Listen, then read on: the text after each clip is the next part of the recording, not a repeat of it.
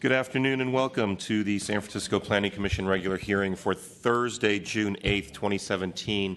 I'd like to remind members of the public that the Commission does not tolerate any disruption or outbursts of any kind.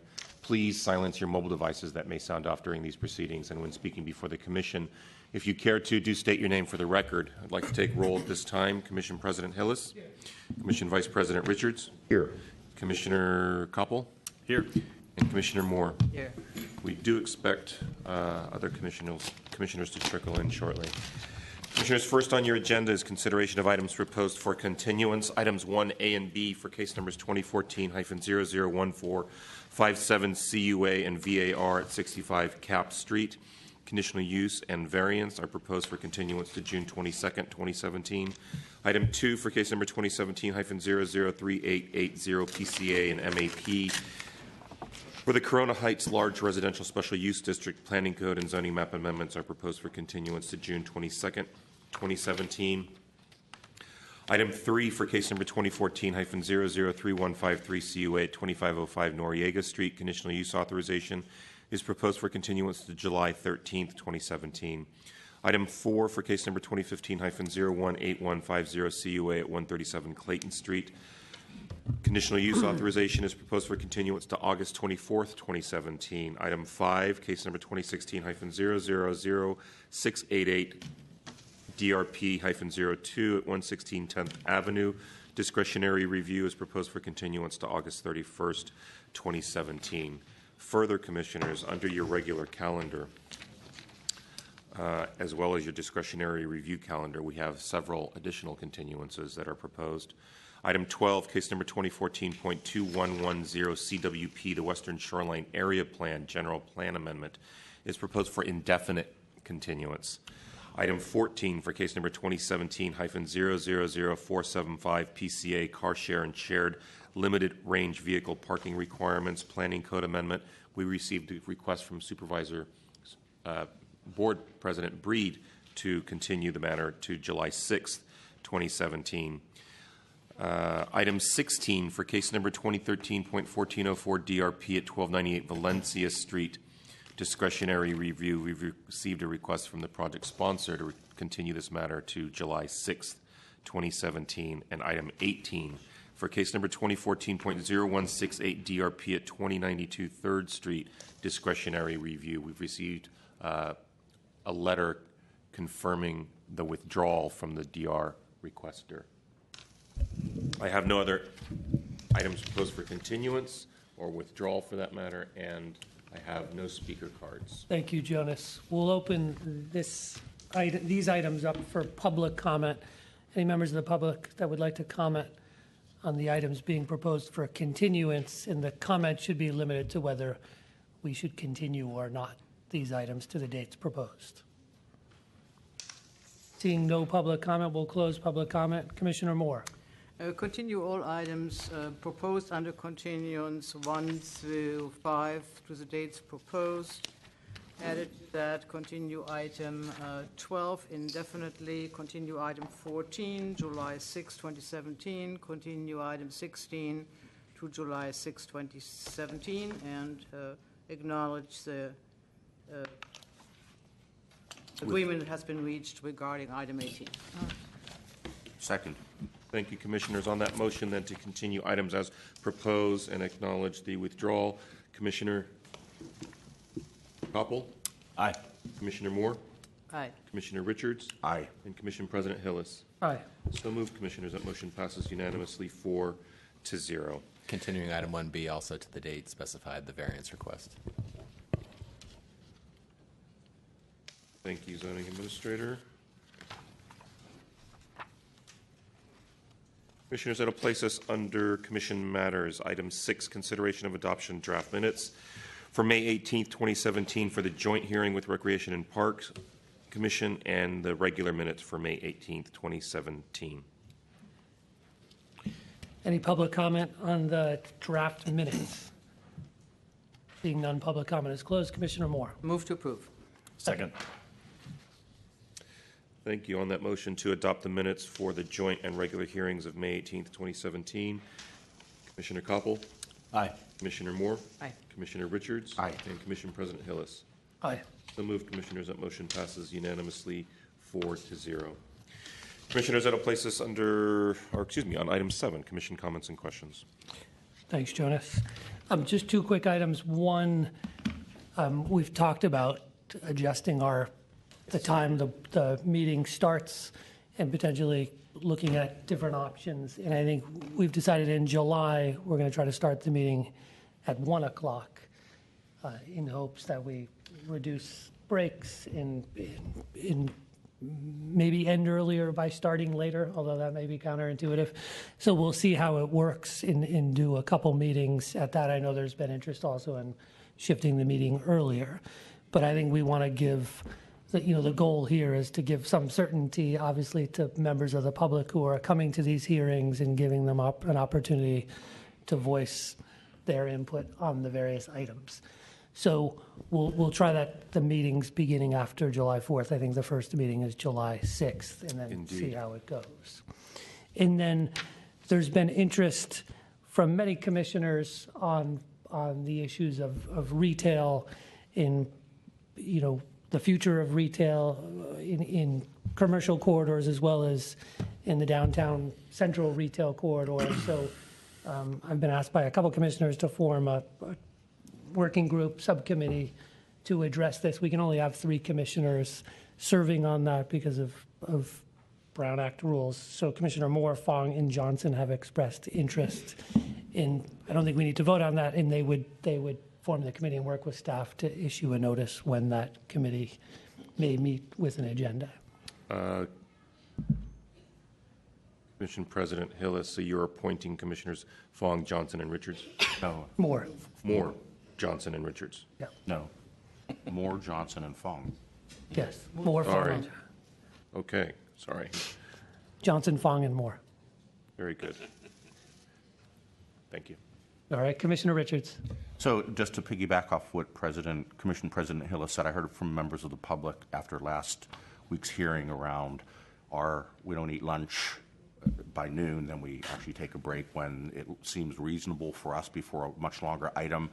And it's hard to actually, get out and go eat lunch and be back in under 40, 45 minutes. And members of the public said we hit 2 birds with 1 stone. This is maybe 4 or 5 people pulled me aside. One was people would have an easier time to get to the commission if it's at 1 rather than noon, as well as potentially we just take a break for dinner and not have to take 2 breaks. So maybe to Commissioner Hillis's point, we might actually end up earlier and we don't have to have the public wait so long. So it's actually for both us and for you. Commissioner Moore. Thank you for following through on the subcommittee idea. I appreciate your appointments. The second point is, starting at 1, most people in private enterprise employment do take lunch at around 12:30, 1 o'clock, which is a reasonable break for anybody who is in employment to take half a day off sitting on a commission versus having it being at noon. That said, in the past, quite a few years ago, this commission started at 1:30. We stopped that because at that time we were in the middle of eastern neighborhoods and all kinds of other large plans, and midnight was a norm, not the exception at that time. So that said, I'm in support of 1 o'clock, and just to try and see how it works. If it doesn't work, we can always change it. Thank you. If there's nothing further, Commissioners, we can move on to Department Matters. Item 8, Director's Announcements. Oh. Commissioners, thank you. Sorry. I just wanted to take a few moments, if I could, to recognize a very long-term member of the staff who will be retiring in a couple of days and who is here for her last commission meeting. Christine Ha is leaving us after many, many years of the city, and we have a certificate of honor for her that has been signed by both myself and President Hillis, and I'd like Chris to come up and I'd like to read this into the record, if I might. Whereas, in recognition of her extraordinary service and dedication to the Planning Commission and San Francisco Planning Department, the Planning Commission hereby issues and authorizes the execution of this certificate of honor to Christine Ha. Christine has served the city and county since the 80s, both in the mayor's office and in the planning department. She co-managed the Planning Information Center to serve the public with accurate and timely information, and then served as manager of the planning department's code enforcement team. Under her leadership, the strong and cohesive unit pursued enforcement cases on a variety of complicated and controversial matters, including efforts to restore illegally converted residential and PDR uses, bringing large institutions such as Academy of Art University into compliance with the planning code, and lead the charge in investigating and enforcing illegal short-term rentals. On behalf of the government and people of San Francisco, we thank Christine Hoff for her contributions and commitment to the planning department and to her colleagues therein, her exceptional skill, perseverance, and her dedication to the city and county of San Francisco. And we wish her a well-deserved and active retirement. Christine, thank you.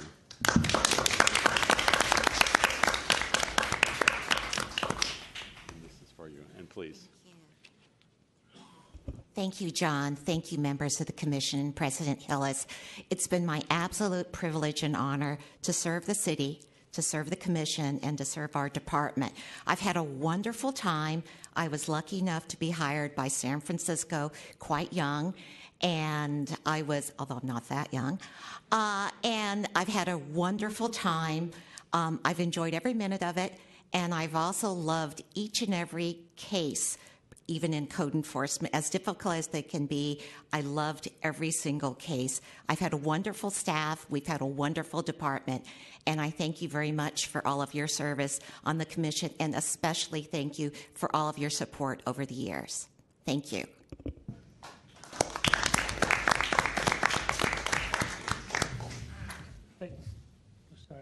Thank you, Chris, and thank you for your guidance in all you've done here at the Commission. We know it's just a tip of what you do for the department and for the city. So thank you always for your great guidance here at the Commission, and we wish you the best in your retirement.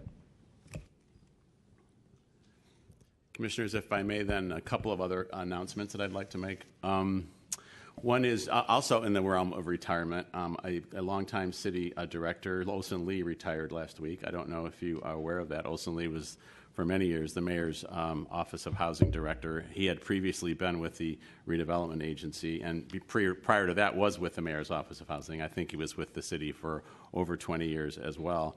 I would just like to wish him well in his years and thank him for the, I think, unusually close collaboration that the department has with the mayor's Office of Housing. It's been an excellent working relationship. The two departments have really gelled in very strong ways over the issues of inclusionary housing and affordable housing. So we wish Wilson well in his retirement. Lastly, I wanted to mention last week, the announcement was made that the RFQ went out for the Resilient by Design competition. As you might remember, this is the competition that the department actually put together via a regional partnership to address sea level rise in the Bay Area. And this was modeled after the Rebuild by Design competition in New York, which occurred after Hurricane Sandy. We were very, very lucky in that the Rockefeller Foundation granted $4.6 million for the competition, almost fully funding the entire effort. And the RFQ for the design, engineering, financial teams went out last week. There will be 10 sites selected in the Bay Area, one in each county, and then an additional site. There is a separate entity that is now managing that competition with a full-time director. And the hope is that the entire process will be completed in about a year.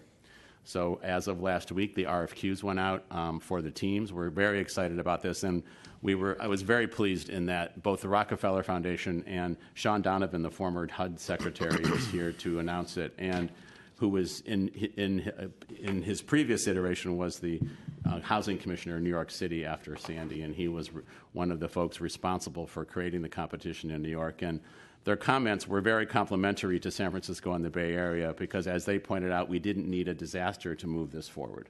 Both New Orleans and New York did this after their disasters. We are doing it ahead of it and getting ahead of the game. So we're very pleased about that, and we're very excited that this is moving forward. And this whole process was, in fact, initiated by Diana Sokolov and Gil Kelly in the planning department.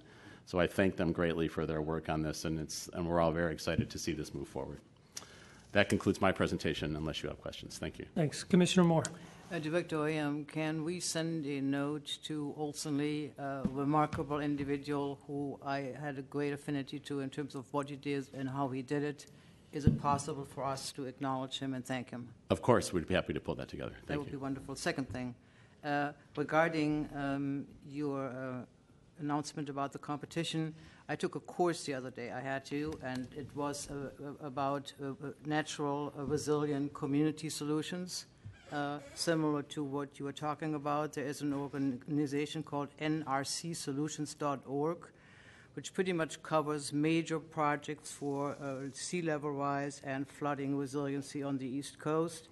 There is nothing of that kind here on the West Coast yet. I would very much like you and your staff to look at that particular website and see if there are any inspirations. I was highly inspired seeing how comprehensive and widespread that program is, and the organization who is showing it on their website has developed a remarkable website. Happy to take a look. nrcsolutions.org. If there's nothing further, Commissioners, we can move on to item 9, review of past events at the Board of Supervisors, Board of Appeals, and the Historic Preservation Commission. Good afternoon, Commissioners. Aaron Starr, Manager of Legislative Affairs for the Planning Department. At Monday's land use hearing, the committee heard a resolution sponsored by Supervisors Kim, Peskin, Safai, and Sheehy, establishing the Compton's Transgender Cultural District with the intent of commemorating historical sites, preserving existing spaces, and planning for vibrant communities that are transgender, gender variant, intersex, lesbian, gay, and bisexual affirming. Tim Fry from planning staff was in attendance to answer questions raised throughout the discussion, and during public comment there were 5 members of the public who spoke in favor of the resolution. Supervisor Kim proposed several amendments to the text of the resolution, which were all accepted by the committee members. Supervisor Peskin then made a motion that the item be forwarded to the full board with a positive recommendation, which passed unanimously. Also at land use was the inclusionary affordable housing fee and dwelling unit mix requirement, which was continued to June 12th. On Wednesday, the Government Audit and Oversight Committee held a hearing on the cultural districts and cultural aspects. Supervisor Kim, Ronan, Peskin, Cohen, and Fewer called the hearing to understand the status of the districts and to discuss how cultural districts can be a tool for community stabilization, including stemming displacement of people and cultural assets such as landmarks and small businesses.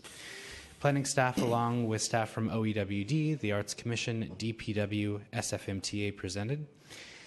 Planning staff explained how the communities themselves help define the tangible and intangible aspects of cultural heritage, and that districts can be place-based or asset-based. During the committee, members were especially interested in helping to centralize all of the city's existing resources that may help communities interested in cultural districts. At its conclusion, the hearing was continued to the call of the chair. At the full board this week, Home SF passed its second read and is off to the mayor for his signature, and Article 7 ordinances passed their first read. There were no new introductions this week. And that concludes my remarks.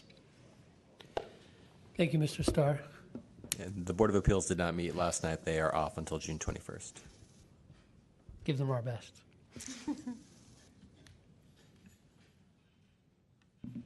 Jonas, we're ready to move to general public comment.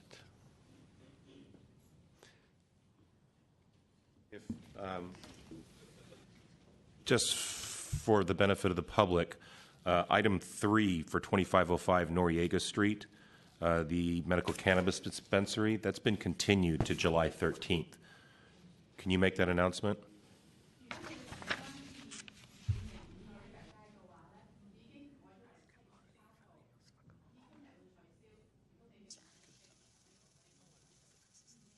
Okay. All right.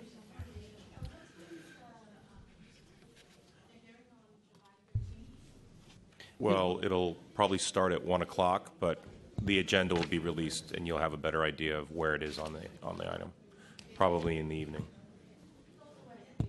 Okay. This is not a question and answer period, okay? But the information will be released by the planner at the appropriate time.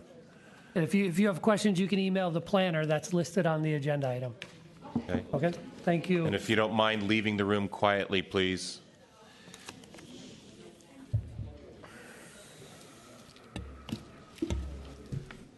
See this? I'm going to borrow this. I'm borrowing it.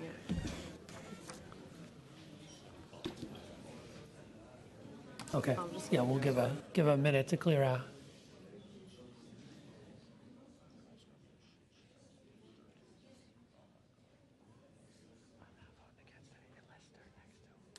Okay, Commissioners, this will place us under general public comment not to exceed a period of 15 minutes. At this time, members of the public may address the Commission on items of interest to the public that are within the subject matter jurisdiction of the Commission. Except agenda items, with respect to agenda items, your opportunity to address the Commission will be afforded when the item is reached in the meeting. Each member of the public may address the Commission for up to 3 minutes. I did have one speaker card. Mr. Radulovich. Good afternoon, Commissioners. Don't know if a lot of you watched the Comey hearings this morning, but we have a big fake news problem in this country. But you've got a fake news problem at this department. It looks like this. This is the response to comments on the EIR for One Oak. I'm not here to talk about that project. I'll be here to talk about that project next week. But I think the response to comments is illustrative of a big problem that you have in the way that this department does transportation analysis. And a lot of the cognitive dissonance that's resulting in some big projects that are not allowing you to make the best choices. So briefly, you probably remember the hearing on One Oak. Several of you said, hey, well, this project, like several projects you've seen before, wanted to do excess parking. And the only alternative that was studied was an excess parking alternative. There was no as-of-right parking alternative. So several members of the public said they should have studied one that looked at an as-of-right alternative. So I don't know if you've had a chance to read the response to the comments that you'll be considering next week, but they basically blew all of you off, and they blew all of us off. And their argument was, well, the amount of parking isn't going to change anything. It isn't going to change the number of automobile trips. Well, that's fake news. And I'll tell you why that's fake news. Because evidence. You all probably remember all of the evidence that was presented to you in the TDM measure that came before you last year and was ultimately passed by the Board of Supervisors. You were presented with a mountain of evidence which said that the transportation decisions that individual projects make do affect the number of automobile trips that they generate. You can generate a lot of trips, or you can generate relatively few trips, even for the same size project, same number of units, same square foot of office. They also said that of all of the things that you can do, the amount of parking in a project is the most significant. They said this is your biggest lever for dealing with automobile congestion in projects and for reducing impacts of that congestion on communities, on pedestrian safety, on bicycle safety, and so on. But if you read this, it says, well, TDM is like, you can't really use that as not a predictive tool. So we're going to go back to our 1950s, kind of crazy methodology, which says that the amount of parking in a project has no effect on the number of automobile trips generated. But we know that's not true. So they're going to ask you to certify something next week as accurate and correct and complete, that you've studied the alternatives, that you've mitigated the impacts. But you can't do that because they didn't study it right. They didn't analyze it right. So I hope you'll vote against that next week, but I hope you will take measures to fix that. You have the evidence. Congestion is important. It's a big problem in this city. Greenhouse gas emissions are important, and they're a big problem in the city. Bicycle and pedestrian safety are big problems. You have tools that can change those. You can make those things better. But if your department is refusing to use them, then you're stymieing yourselves. You're not doing your jobs. Thank you. Thank you. Any additional general public comment? Seeing none, general public comment is closed. Commissioners, it'll place us under your regular calendar for item 10, California Proposition 64, Adult Use of Marijuana Informational Presentation. Hi, Commissioners. Aaron Starr, Manager of Legislative Affairs of the Planning Department.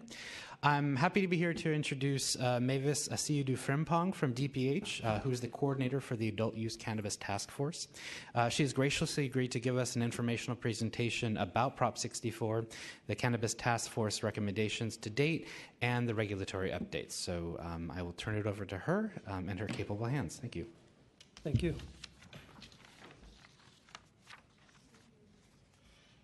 We can get that mic turned on in 1 sec. So it's the lower mic. Oh, 1 second. Can you hear me? Yep. Yes. Thank you, Aaron, and good afternoon, Commissioners. I'm just going to take a moment to get the presentation ready.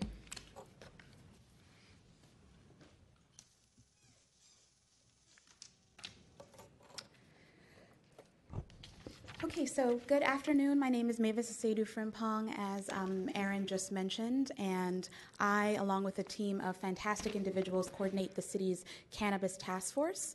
And as Aaron mentioned, and as requested by this commission, I'm here to provide an overview of cannabis legalization here in San Francisco and provide some information that I hope will be helpful to you as commissioners. I'll aim to cover the presentation in 4 parts. So the first part is going to be an overview of the cannabis legalization landscape in our nation, in our state, and also in San Francisco. I will then follow up with a summary of the task force's recommendations and some information about how the task force is proceeding in its work. Part 3 will focus on the city's process and how San Francisco is approaching this issue of legalization. And then I'll round out the presentation by focusing a bit on legislative and regulatory updates at the state level that I believe can provide some context as we continue our discussion. And so, as I'm sure you're all aware, in terms of the national cannabis landscape, you can see that cannabis is legal in a considerable number of states in the United States. It's legal for medical use in 29 states and legal for adult use in 8 states. You may have heard the term recreational use in the past. The industry prefers the term adult use, and so that's what I'll be using in the presentation. And so 4 of the 8 states legalized adult use last November through the ballot initiative, including our state, along with Nevada, Maine, and Massachusetts. And so adult use or recreational use is everything outside of medical use. That's a good way to sort of keep the distinction in your head, and it's an important one for regulatory and legislative purposes as well. And so the legalization landscape represents an important consideration on the federal level because, as I'm sure you're aware, cannabis use and distribution and possession is illegal at the federal level because cannabis is a Schedule I drug according to the federal government, which means that according to the federal government, it has no currently accepted medical use and treatment and a high potential for abuse. So this is important for our state and localities to consider because the federal government is well within its rights to enforce its own laws in states that have legalized cannabis use for either medical or adult use purposes. And so in terms of the history of cannabis in California and in San Francisco, before adult use legalization took hold, the state of California was the first state in the United States to legalize cannabis for medical purposes in 1996 via the Compassionate Use Act. And then there was a follow-up law in 2003 that allowed patients and caregivers to join together to form collectives and cooperatives for the lawful cultivation and distribution of cannabis among its own members. And it's also important to note that that law also vested regulatory authority over this process in localities and not in the state itself. And so thus far, counties and cities have been regulating this activity without much input from state government. So in San Francisco, these laws are primarily codified within our health code, Article 33, the Medical Cannabis Act, which puts the health department in charge of managing the MCD licensing program in coordination with other city departments, including the planning department as well, as I'm sure you are aware. And so this system sets up a closed activity of cannabis cultivation and distribution among members through the MCD program. And my understanding is that we have about 38 dispensaries currently in San Francisco, all operating as collectives and cooperatives, as mentioned previously. And so in terms of the cannabis landscape in California, this changed quite significantly over the past couple of years, as I'm sure you're aware, both on the medical side and on the adult use side. And this slide provides a high-level overview of what the laws that changed the face of cannabis looks like in our state. And so on the medical side, you may already be aware of the Medical Cannabis Regulation and Safety Act, which, as I mentioned before, the state didn't have much regulatory input over medical cannabis before this law passed. With this law, the state assumes much of the regulatory authority over the medical cannabis sector in partnership with localities. And so it becomes a dual regulatory system between the state and localities where medical cannabis is concerned. With regard to adult use, the proposition that passed in November essentially legalizes the possession, use, and personal cultivation of cannabis for adult use purposes, and it also creates a mechanism for its commercial activity, from cultivation all the way through to retail sale. It's important to note here that the laws are similar in many ways. The laws, for example, task the same state agencies with regulatory authority over different aspects of the supply chain. And the proposition sets up a taxation structure that would apply to both adult use and medical cannabis as well. But it's also important to note that where the laws differ, they do so in critical ways as well. So the licensing scheme is a good example of that. On the medical side, a business person or someone who wanted to open a cannabis business could not do so without a state and a local license. That same is not true for the adult use sector. A state license is sufficient. Localities are permitted to establish their own local licensing structures, but it's not a requirement. A state license would be fine unless a locality affirmatively acts otherwise to require that local license to be a part of the application process.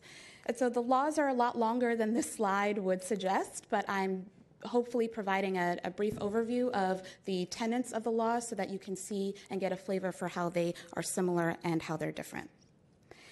So as mentioned earlier, the state regulatory framework will be the same for adult use and medical cannabis, and this provides an overview of how that will work at the state level. So there are a whole host of agencies at the state level that will be involved in regulating and coordinating the new medical and adult use regulatory structures, but these are the major players. And so you'll see at the top the Bureau of Marijuana Control. This is a new agency that will handle all of the medical and adult use regulatory structures in the state. And so they will oversee the other agencies in their work, make sure that all the laws are being followed, and really be responsive to any changes in the cannabis landscape as we move forward in our state.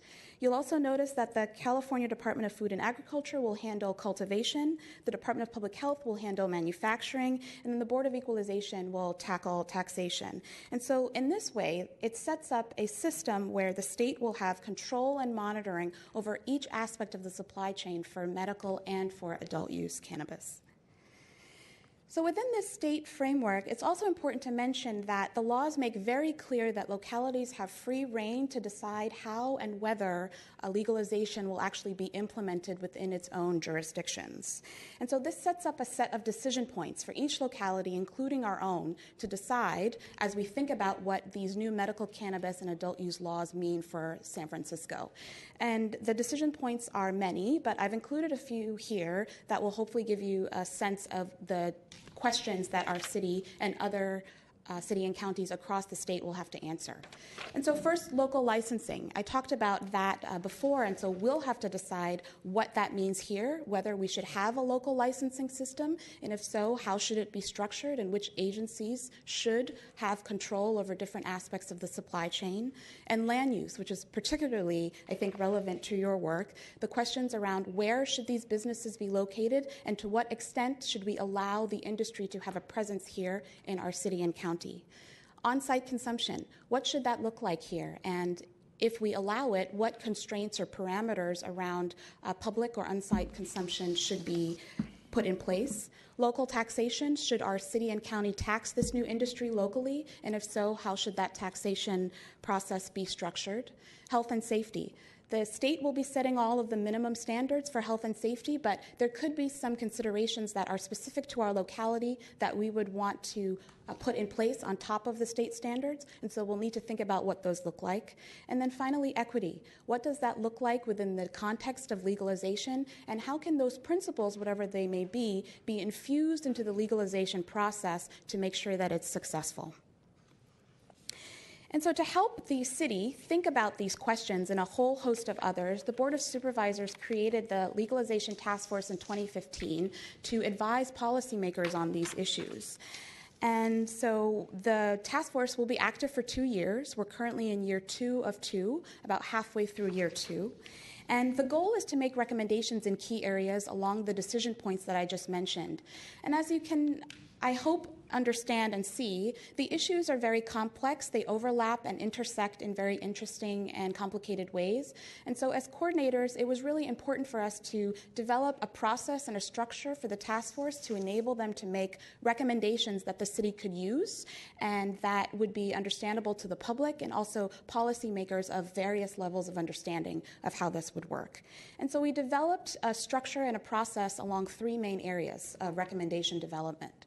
The first is public safety and social environment, the second is land use and social justice, and then the third is regulation and city agency framework.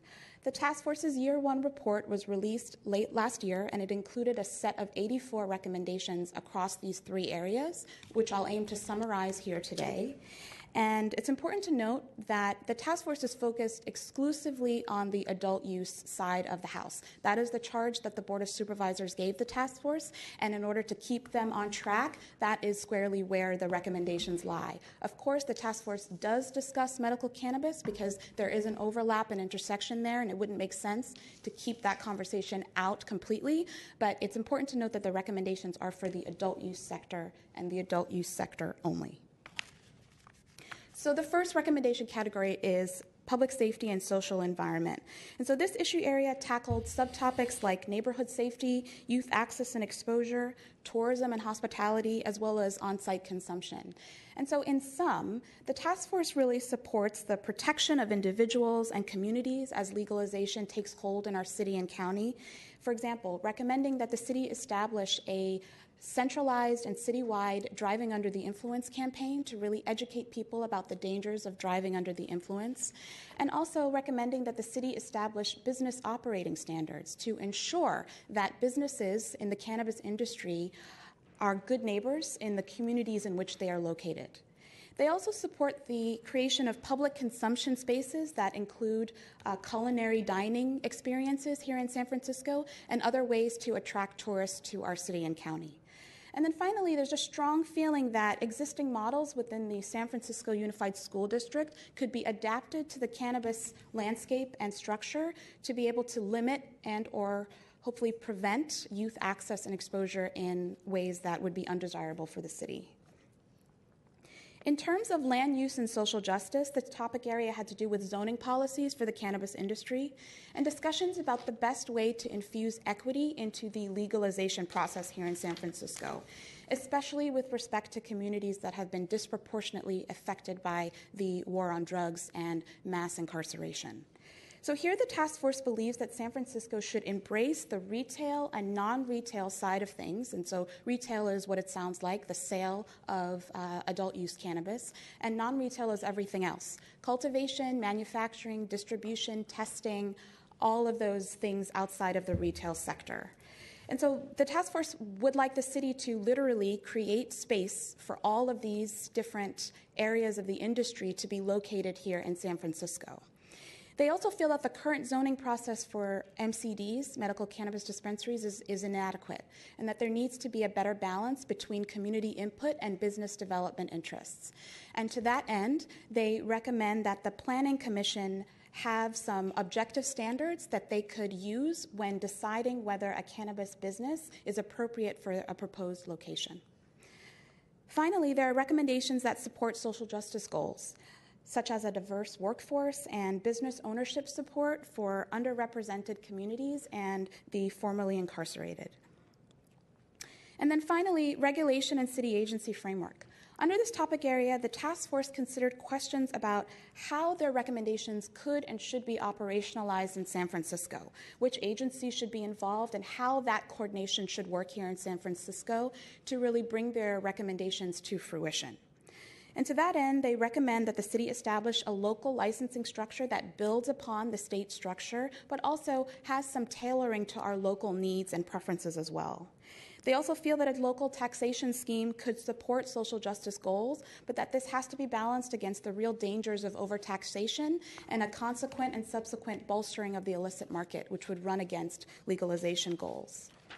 And finally, in their opinion, local agency collaboration and coordination will be critical to effective local regulation of cannabis commercial activity in the city, and it will be important for the city to understand this and design a system that reflects this. So now that I've summarized the year one recommendations, you might be thinking about what's left for year two. And so in year two, the task force is really drilling down into more specificity around areas that it feels are critical for the city to get right, such as retail and non-retail licensing, land use, social justice, and tourism. you will see that the recommendations will build upon, the recommendations for year 2, will build upon those that were developed in year 1, and the task force will aim to update the Board of Supervisors as the recommendations are actually developed. I thought to also provide some information about the task force, in particular the website, which contains the year 1 report and recommendations and all of the meeting materials that have been developed to date. So when I talked about the task force earlier, I mentioned that it was an advisory body for policymakers. And so now I will turn to the city's process of sort of figuring out how this will work here in San Francisco, So our mayor really understands the need for a proactive and thoughtful approach to this. And so the day after the proposition passed, the Proposition 64, the mayor issued an executive directive mandating that the health and planning departments work together to introduce legislation that would implement these new laws, both on the medical and the adult use side, before September 1st of this year. He has identified some priority areas that he'd like the legislation to include, such as land use, local licensing, public safety, and youth access and exposure, among others. And so he directs also that this process include consultation with the task force and other city departments, and also ensure that the legislation includes lessons learned from other states that have legalized, so that we have a comprehensive and thoughtful package of legislation that would include all of these different areas. So this is a little bit separate, but the executive directive also mandates that the health department develop a public awareness campaign focused on driving under the influence and also youth access and exposure. And our health department is currently working on that and is hoping to roll that out this year. So at a high level, our city departments are working to discuss all of these issues with guidance from the mayor's office with the goal of meeting this September deadline. And most recently, you may already be aware that the mayor's budget, released last week, launches an Office of Cannabis within the Office of the City Administrator, and that office will serve as the coordinating body and licensing body for all medical and adult use cannabis activity here in San Francisco. So it will function much like the Bureau of Marijuana Control at the state level, sort of an analogous case.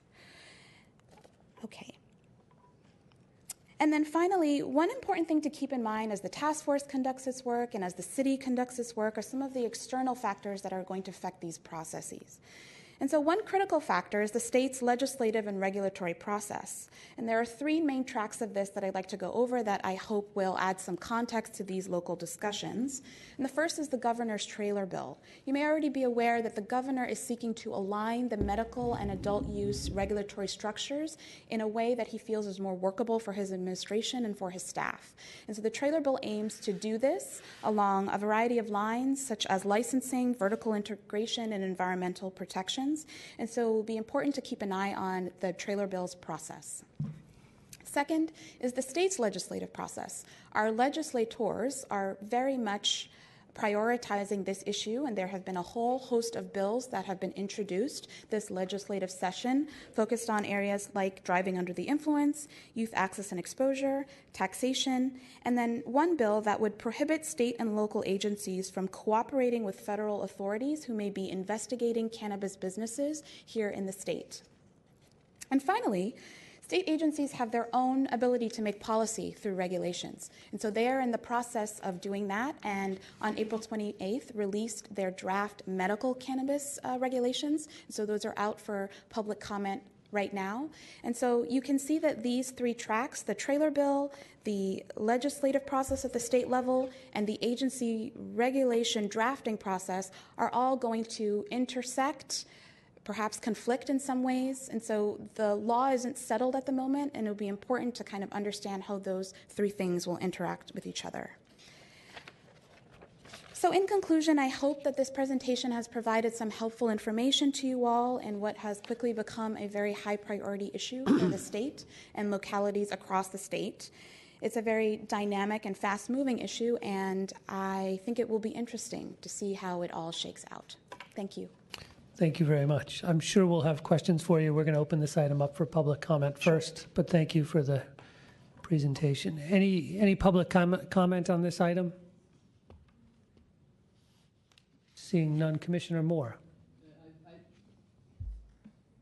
I'd like to thank you for an incredibly thorough presentation. I'm amazed about the complexity of the issues. We have been tossing questions in this commission periodically when MCDs come in front of us.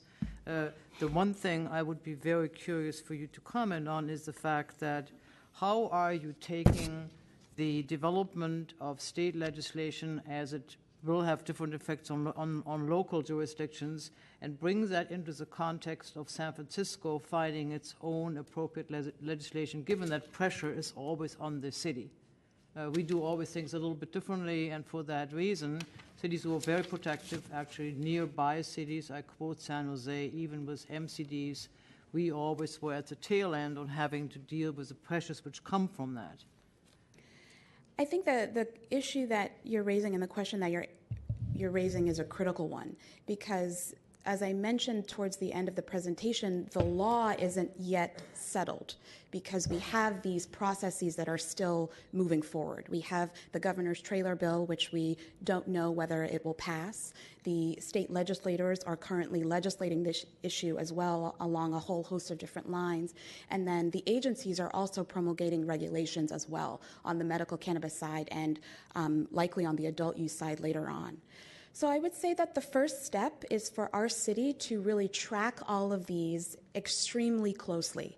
It's very important for us to know about all of the amendments that are coming down, all of the positions of these different policymakers at the state level, so that we know exactly what's changing and when and where people are leaning, so that we can do our own planning here at the local level. And our city departments are doing that. We are reviewing legislation. We are interested in knowing what the trailer bill might look like and reviewing the regulations as well. So that's the first step.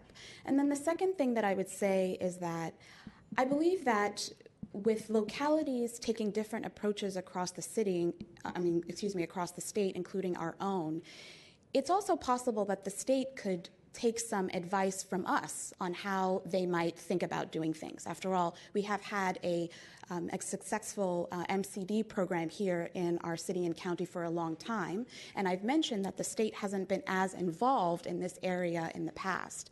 And so providing that technical assistance, providing comments to the state, providing that expertise that we have here locally and suggestions about how the state might do things is another way that we can do some planning at the local level, even in the midst of a lot of uncertainty that's happening.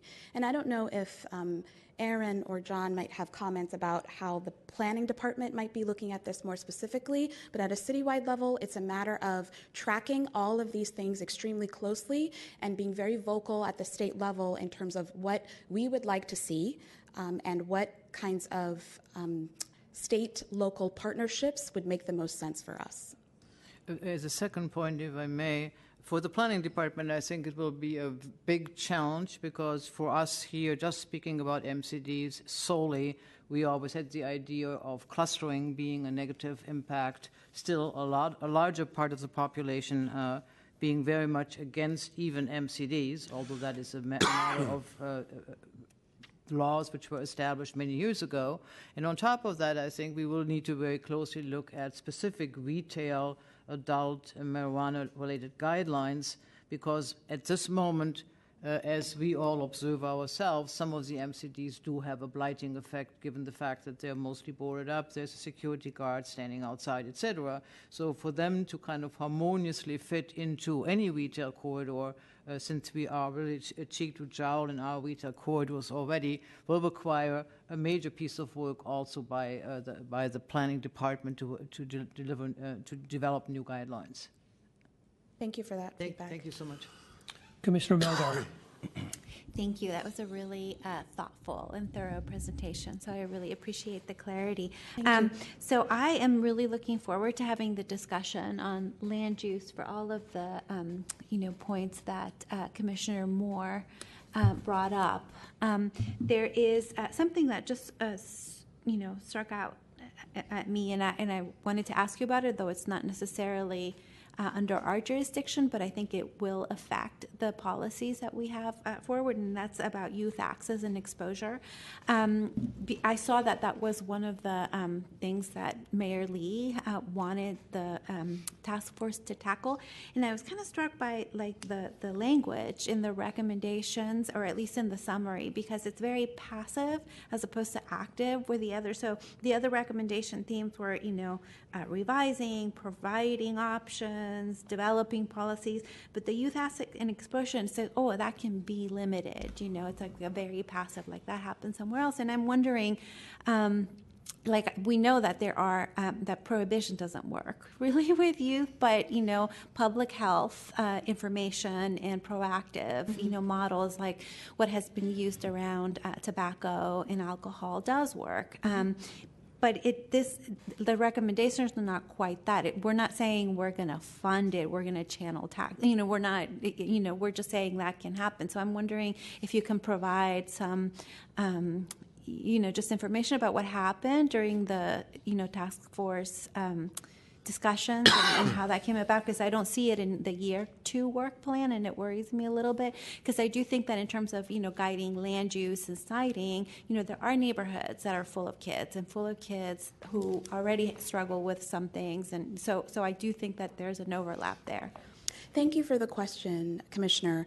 So I wanted to apologize. I'm sorry if it seemed passive. Mm-hmm. I wouldn't say that the conversation has been passive at the task force. So there are 84 recommendations across those 3 areas, and so many of them do focus on youth access and exposure. And so the task force has also, I want to say that the task force has a youth seat as well. So there's a voice for that represented on the task force that is very vocal. And the task force has made recommendations about advertising, for example. So the city remaining agile and making sure that they know what access points within social media, within advertising, within all of these different technology tools that kids might be looking at, that we might not be looking at, really remaining vigilant about those to understand how kids are going to be accessing those to prevent advertising and other access points to cannabis from taking hold in those places. They have also asked the city to do some research into free speech limitations on advertising so that we can, if possible, put some local restrictions on it to further prevent youth access and exposure from becoming a problem as well. They have also asked the city to look to the school district to adapt their curriculums around tobacco and alcohol to the cannabis framework to be able to have some pre-established success stories and lessons learned that can be adapted to this new industry so that we have a framework for children that we know already works. And so I'm sorry if the language seemed passive, but I can assure you that the conversation certainly was not. And in terms of the year 2 and why youth access and exposure is not called out specifically, that's because the task force sees youth access and exposure as a critical factor in all of the different topic areas. So licensing, land use, social justice, and tourism, the task force feels that there's a youth access and exposure element to all of those. And so calling it out separately would have seemed to set it apart in a way that wouldn't have allowed us to infuse it into the other areas. And we, as coordinators, always develop brainstorming questions for the task force, and there's always a youth access and exposure element to that. So I thank you for raising the issue and want to definitely say on record that that is a priority for the task force. Thanks. Commissioner Richards. Interestingly enough, I remember the Spark hearing we had was an MCD out in the Outer Mission, which was kind of a real meltdown one night. And I remember going home and texting then Supervisor Wiener, and saying, Supervisor, what we're doing now is not working. You need to get some people together and figure out a lot of different things, starting with the 1,000-foot rule, and there's a host of other things. And I think he was the person that actually, probably with a lot of other input around the same subject, started this legislation to do this task force, and I think it was a great idea. Your presentation was incredibly informative and very valuable, and I wanted to thank you for that. We've been asking for somebody from the task force, a representative, to come, because definitely land use is on those top 4 issues. That being said, one, I support cannabis. I voted to legalize it in 1996 for medical use, and then also last year for adult use. The way I look at how things are going to look in the future is hopefully we're not going to have specific businesses just selling cannabis. It's going to be pretty much a part of like everyday life, like cigarettes or alcohol is. So you go down to the corner store, I envision instead of a pack of cigarettes today, I want a pack of Marlboro cannabis. And I hope it's pretty dispersed around the city that you can have access to it as long as there's some safeguards for youth and other issues. So the other thing is looking at what works through the lens of both cigarettes and alcohol would be a good learning experience. So where do we fall down in cigarette use, especially with regards to youth and alcohol? That's a big issue. Then also around like chronic inebriants being sold. My corner store, I actually asked the proprietor to stop selling to this one individual who just gets so flat out drunk. It's a personal safety issue for him. He walks in the middle of cars, oncoming traffic and things. And what do you do there? And then there's, I guess, what? I don't know what you do there. Well, I asked them to stop selling it to him when he's clearly inebriated, and they did. So that was one start. And then we called the ambulance, and hopefully they let him dry out. But I worry one day he's going to get hit by a car, and break his neck. The other thing is the health effects on-site consumption. Ingesting it and smoking it are much different for people that would be affected secondhand. I eat it. Nothing's going to happen to the person to my right. I smoke it. There are some issues. So I do worry about health effects and how we wouldn't consider smoking cigarettes and smoking cannabis to be fairly similar unless there's some real health reason that they aren't. What do we do with the 1,000-foot rule that we have with MCDs? So, if we want corner stores and everybody else to sell it, we need to bring that rule down to 600 feet or whatever it's going to be, and we need to actually model that. Because what we're seeing, and I think your number 38 MCDs is probably a little low because we've approved as little as a 30-square-foot place. On Kearney Street, we did something south of Market, and we've had several in the past month or two that we've approved. So the 1,000-foot, we need to open it up more to general distribution, whether it's wholesale or retail. Mr. Starr? It's funny you said that about the going down to your corner store and having it like alcohol or tobacco, because that's actually what Dan and I were thinking of as sort of normalizing it and not making it such a target for 6-hour hearings that this commission has to sit through. Yeah. And we still think that's a great idea. Unfortunately, the way Prop 64 is currently drafted, you cannot sell cannabis when you sell alcohol. So no bars, no liquor stores, no restaurants that also sell alcohol. That's strange. Yeah. You can also only, and this we're still working with the city attorney's office to see exactly what it means, but no one under the age of 21 may be on the premises of selling where they sell cannabis. So again, if you choose to sell cannabis, you're limiting who can go into your establishment if you have a corner store.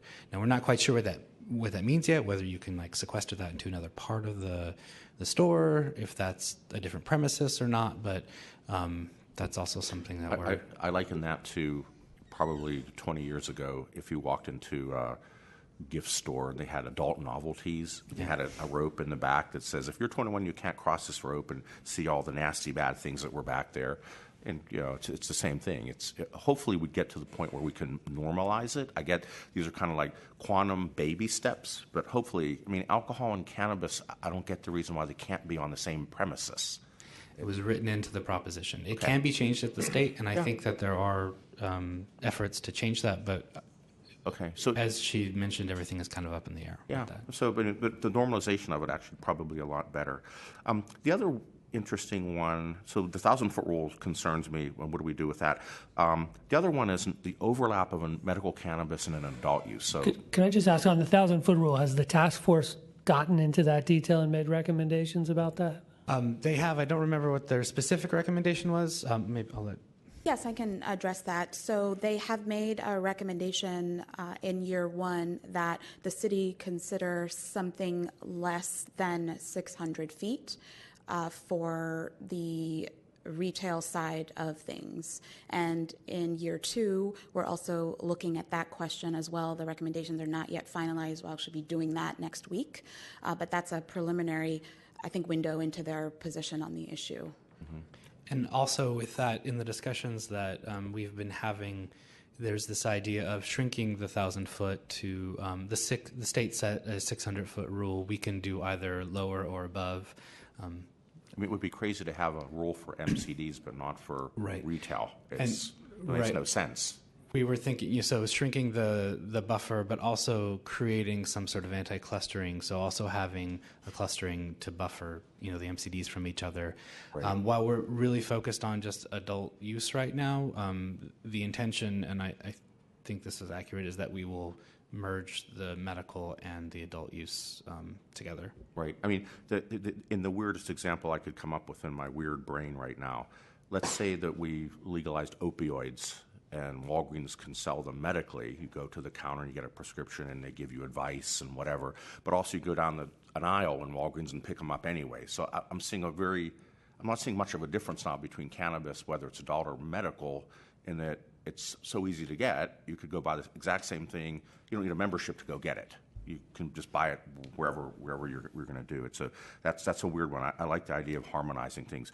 As for the objective standards, I like that because we sit through these, hearings that are nuclear war or with the neighborhood, et cetera. We don't, alcohol. We have purview over alcohol sales on parcels in certain areas of the city. We don't have objective standards for those. We have conditional use, and we may have discretionary review if somebody didn't like the fact that we were going to rezone a parcel. But I'm really interested to understand what kind of objective standards there would be. Basically, if you're ticking boxes off, why bother having us involved if we have no ability to kind of offer guidance or advice on it? So I really want to understand that.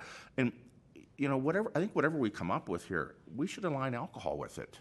Same thing. I mean, why not have objective standards for alcohol, or why have objective standards for cannabis?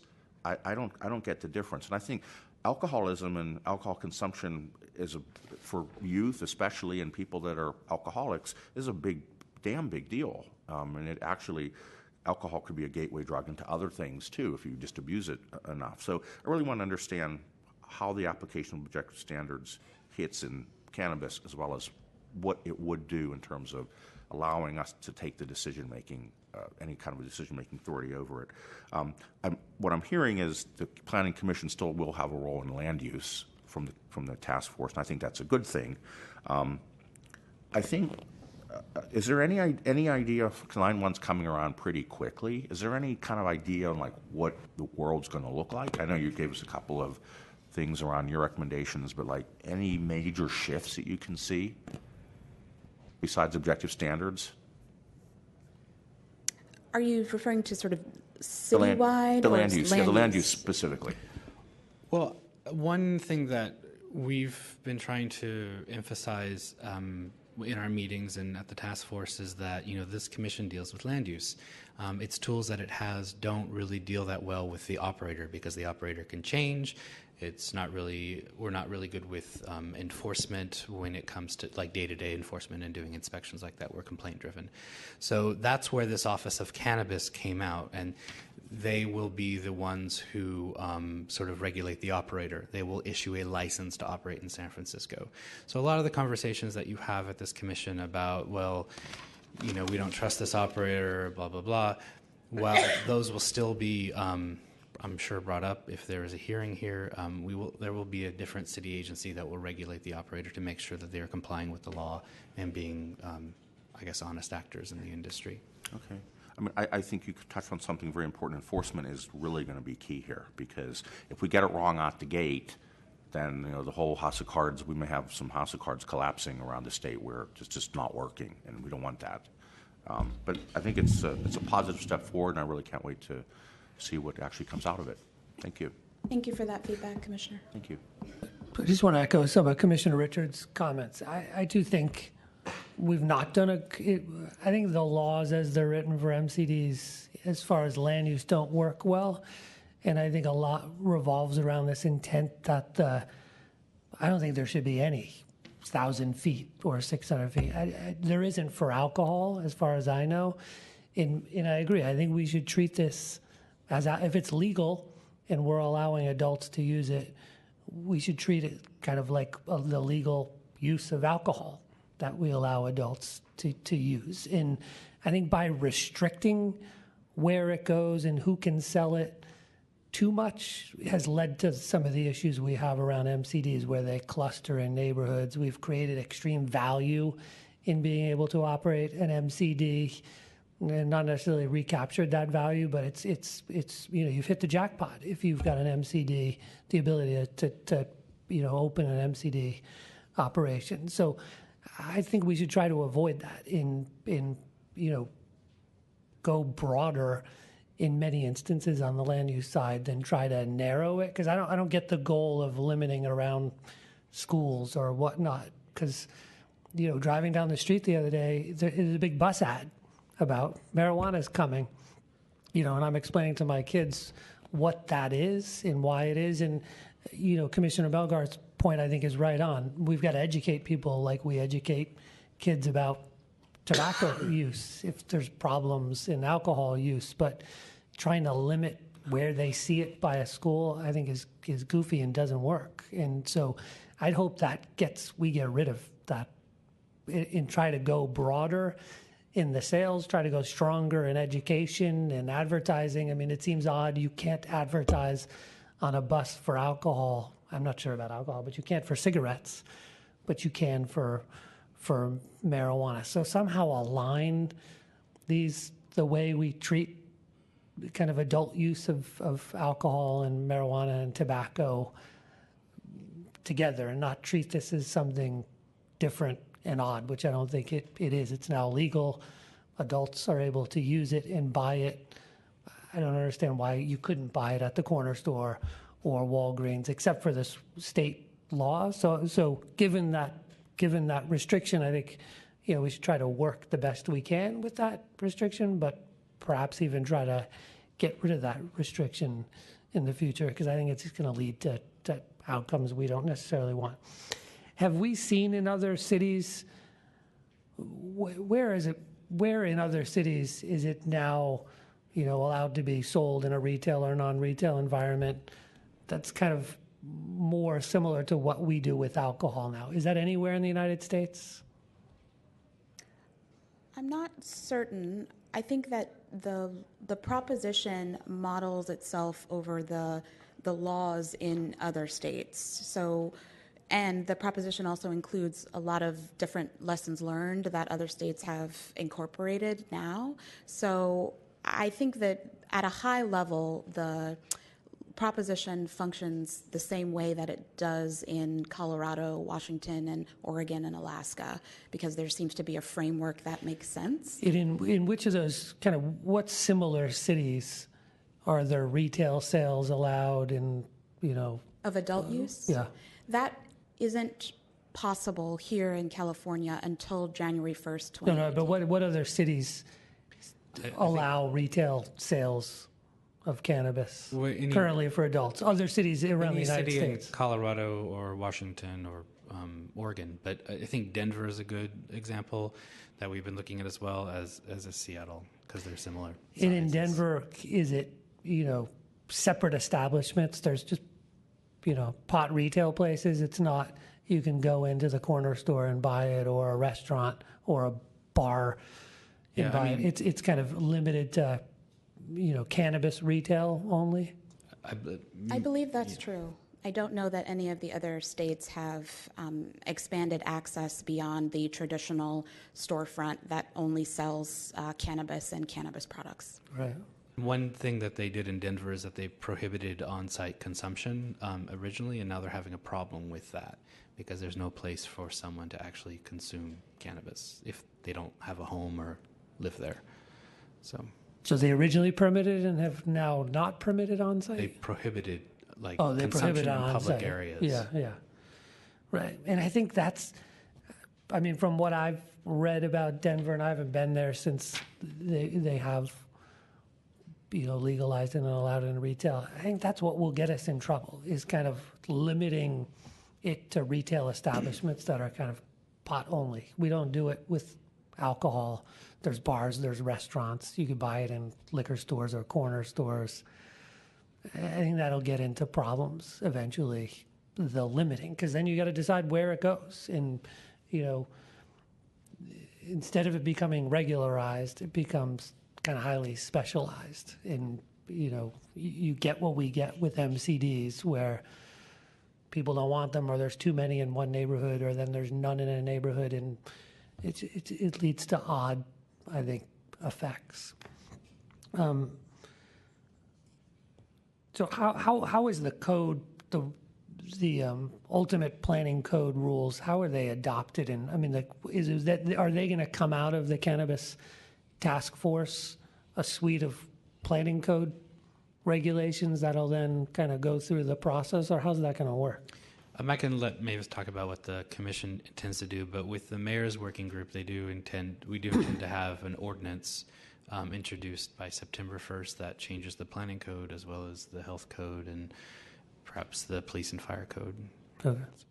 And in terms of the task force, the recommendations are their positions on all of these areas. And so, as I mentioned before, we understand the need to kind of get these recommendations out as they are developed and not wait until the task force has completed its work before sharing those recommendations. So as the recommendations are developed, they will be published on the website, and then there will be updates at the Board of Supervisors to share what the recommendations are so that there's some conversation about them in a public setting. Okay. And what's the reaction been to treating this like alcohol sales? I mean, trying to get as close to that as possible. I realize there's limitations from the proposition that prohibit you doing exactly, what we do for alcohol, but that's got some land use components, but operator and regulatory components also. What's the downside of trying to treat it more like we do with alcohol sales and use? I don't know that the task force has really talked about it in that way in terms of comparing to alcohol. I feel they see it as its own entity: cannabis, alcohol, and tobacco, sort of these three different products. But I will say that the task force does support the equitable distribution of access across the city. And so the green zone, I think what they would describe as a problem now, is not something that they would support seeing in the future, that there should be some access that crosses over into other districts that have not traditionally had access to cannabis. So that's one thing. Through the storefront traditional type of access point, but also thinking about deliveries as another access point where maybe there isn't a storefront location, but that deliveries are actually able to be made across the city so that people are able to have access. And they also do support accessory use for cannabis as well, so that there isn't that traditional model that you were just mentioning, and that we do diversify the access points for cannabis as a way to spread out a bit more than what we currently have with the green zone. Right, and I wholeheartedly agree. I mean, I think the green zones caused us problems. And it doesn't really work the way it's. And I don't think it helps anybody necessarily on these kind of limitations. It just kind of creates limited areas that you can do it, and kind of then it becomes extremely valuable to have them, and then they're heavily used and impact the neighborhood because there are only 38. And I think in Denver, how many retail spaces are there that sell cannabis? I'm not certain of the number, but it's quite a few. I think it might be 400 or so. Yeah, I think it's 400, but that includes other, not just retail. I think might include other license types, but they have several hundred. But even you take 400 places to get cannabis, and currently we have 38. Granted, that's medical, but I think we all realize people are using the medical route as a vehicle to have adult use. That's a huge difference, right? We're having 38 entities and maybe other non-legal channels to supply the need, which is probably equivalent, or if not more, than what Denver has. And so I think that's got to be figured out. I would also say that Denver does have a 1,000-foot buffer, I believe, between sensitive uses like schools. So they just probably have more land than we do. So. Right, it's pretty spread out. So, all right, Commissioner Johnson. Thank you very much. Again, really appreciate the report. Along with Commissioner Richards, I think we can all speak for that. We're looking towards the end of the year, and we're looking forward to more guidance. I'll keep my comments relatively short. I definitely agree with Commissioner Hillis that from the state down, I think we need to take the next couple of years and sort of right size and rationalize the cannabis use. I understand that right now, one of the ways that we were able to get this proposition passed, frankly, was by sort of saying we'll allow it, but it's still going to be this other thing, right? And I think that as it becomes normalized, as people do use it in whatever way they're allowed to use it and access it, it'll become normalized, and we'll be back at the state probably for some fixes and sometime in the next few years, just like prohibition, So I kind of see that this will rationalize itself. My concern more is I still feel that because of the way the proposition is written, as a city, it doesn't make sense right now for us to have a discussion about the real impacts on land use. So Commissioner Hill has sort of got to this. Because the access points are sort of being limited to essentially specialty retail, whether that means the roped off corridor in the back or a separate storefront of some sort, we are pushing the secondary access points and the usage to realms where there's very little oversight or control other than through the police department, which really concerns me. So, for example, if you have a bar and you have lots of different things in the license about what proprietors of a bar has to do to sort of watch for people who may be intoxicated, how much you can serve, where people can be without alcohol, like you can manage them coming in and out of your doors, you can only drink it inside. So you have a lot more levers that go across different agencies, planning, building, what have you, that can help control, how alcohol is used, as an example. With marijuana, if you all, in terms of land use and sort of the agencies that directly touch land use, if all we can control is the look and feel of you can buy cannabis in this place, but then you got to take it somewhere else, that's what I'm concerned about. The use of it, the passing it off to other people. How do you know someone doesn't just get the marijuana and just walk out the door and give it to somebody who's 16 years old? All of that becomes in the public realm, which right now the police are the only sort of body that can patrol the streets and actually regulate that. Versus, again, going back to the bar example, it's on the business owner. If I buy Manhattan, which are delicious, and I hand it to, some teenager who somehow got in the door, it's on the business owner to manage that somehow. So I'm really concerned about that. I really think that I don't know how much of it is state. I don't know how much of that conversation we can have right now without changes to state law. But I really think that we need to think about access points and usage in a way that allows the planning department, the building department, other inspectors to have a little bit more control over how this product is used and how it sort of winds its way through the city. But that said, I'm supportive, right? And I think I was recently in Seattle, and I think that there's some positive directions we can move in, and I'm looking forward to having more discussions about this in the future. It's going to be a little messy for a while in San Francisco, but I think once we start seeing a few outlets out there, some of these issues will become more concrete, and we'll be able to have a less abstract discussion about what to do. Commissioner Richards. I guess a few more things. The more I'm thinking about alcohol, just some weird things. If I go into a bar and I have a brownie in my pocket that's got cannabis in it, I could sit at the bar and drink and put it in my mouth, and I got alcohol and cannabis right there. Yet I can't buy it to the two. They can't sell me cannabis. Maybe that's not a good idea, but I don't have the choice to go in and buy either cannabis or alcohol like at the corner store. Maybe you can't buy both. The other weird thing is I just recall a situation where there's a restaurant on Castro Street called Fable, where we went and we had dinner. We sat out on the patio. We ordered a bottle of wine. It was $8.45, and we barely got a sip done. And they said you have to drink the bottle by 9 because the ABC says we have to have all alcohol sales closed off on this patio by 9. So I'm trying to understand, like, alcohol's so regulated, but not so regulated. Like, you can buy it anywhere, but these weird things happen like that. And we gulped the bottle down, which actually it was actually a bad thing because, we imbibed it so quickly. We got really buzzed. So, like, where does the state come and go on this? So if I'm out on that patio now after this becomes legal, can they say you can't consume cannabis out here after 9 o'clock? I mean, where does the overlap between the ABC and the cannabis controller or whatever, where does it begin and end, and why wouldn't it be more harmonized? So that's one thing. I mean, I'm just dealing with real-world examples that I kind of go, that's really strange.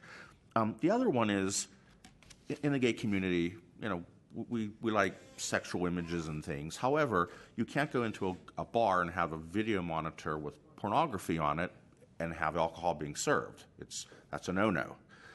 But you can get a special permit to have a special party where you can do that. So I'm trying to wonder, like, what are all the outs for these kinds of things? Can I get a special permit and have alcohol and cannabis at the same place? So those are things I really want to tease through, too, because those actually are concerning. On a different pivot, I was in Palm Springs recently, and I drove to Desert Hot Springs, and these chunks of rock where there's absolutely nothing, no infrastructure, they're going for hundreds of thousands of dollars because they're now allowed to grow cannabis there, although there's nothing there but rocks, like it's a desert. We have PDR space that's disappearing pretty quickly. I'm assuming cultivating, distribution, all that is a PDR, would fall into some kind of a PDR use. Are we going to be squeezing out traditional PDR? I'm not saying cannabis is bad, but do we have enough PDR space to anticipate the demand for the need to grow it and distribute it and all that? So I'm worried about that. Then lastly, the weirdest thing, and I was at a Memorial Day barbecue, and somehow we got on prohibition, and I said to somebody, there's no dry counties left in the U.S. I mean, that's a 90-year-old thing, and finally, like, the last one in Georgia went wet. And I actually pulled up a map, and I pulled up all the dry counties. There's a lot of them in the U.S. where you can't buy alcohol. And I liken that here to what we're starting to see with District 4. They have a separate standard for MCDs. I heard District 11 wants to have one. Whatever we do, let's have one uniform set of rules for the city and not have a District 4 carve-out or a District 11 carve-out. We shouldn't have dry counties here in the city. I think that would be the worst thing we could do. Just different standards for approval, prohibitions, and it gets really political, So we need to have one standard, not by supervisor district. Commissioner Moore. I'm glad that this commission is so passionate about the subject matter. I actually like to suggest, and I think everything what was said here really triggers another thought, another discussion, that we should try to have a meeting with the task force, particularly when it comes to the really specific concerns about land use, and I think we are the ones who speak most about that in comparison to any other commission. I think it might enlighten them, or we might be enlightened by them. And since you have such a short deadline, you said September 1st, which is almost impossible to imagine unless you have already abdicated going on vacation, I think we could be of help on that discussion. So I strongly urge you to perhaps arrange something like that. I would like to ask you, particularly triggered by what Commissioner Richards just said, we know that we have neighborhood corridors with specific regulations which are different from many other neighborhood corridors. I'm quite certain that they will want to have a say in what we are doing in the neighborhood corridors when it comes, one, to alcohol, yes or no, and when it comes to adult marijuana, yes or no. What form, what shape, what size, operating hours, visibility from the street, and on and on and on. And on the other hand, I do like to remind you that the police department has weighed in on a number of MCDs and particular locations, and I do believe that normalizing the playing field between MCDs and marijuana is a very good idea, but I do believe that there will have to be further input from the police department as well.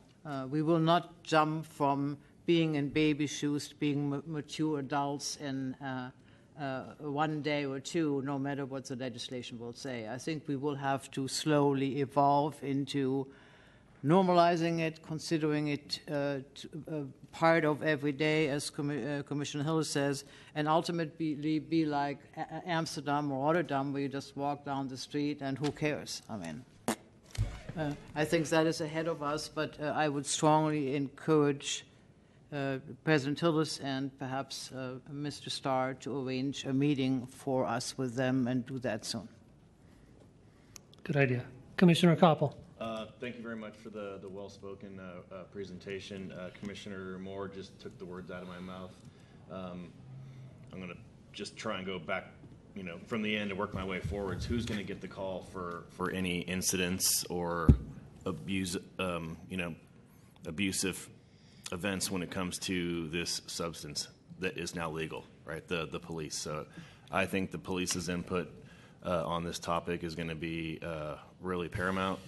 Because they're going to be the ones responsible for dealing with all kinds of issues that can arise from cannabis. And it's very interesting to see all these very important points. This is a very complex issue, but it's also, I'm always trying to simplify and make things as simple and easy as possible. We do have framework for alcohol, and we do have framework for tobacco, which I think those two substances are highly potentially more dangerous. So how much work are we going to create for ourselves by, I don't want to say we're overthinking this because we do have to overthink this now, but it's legal. I mean, it's legal, and alcohol is legal and tobacco is legal, and we sell these out of liquor stores. You can have 6 liquor stores on one block. I mean, it's not just legal, it's very prevalent. We have events that are at times highly drinkable.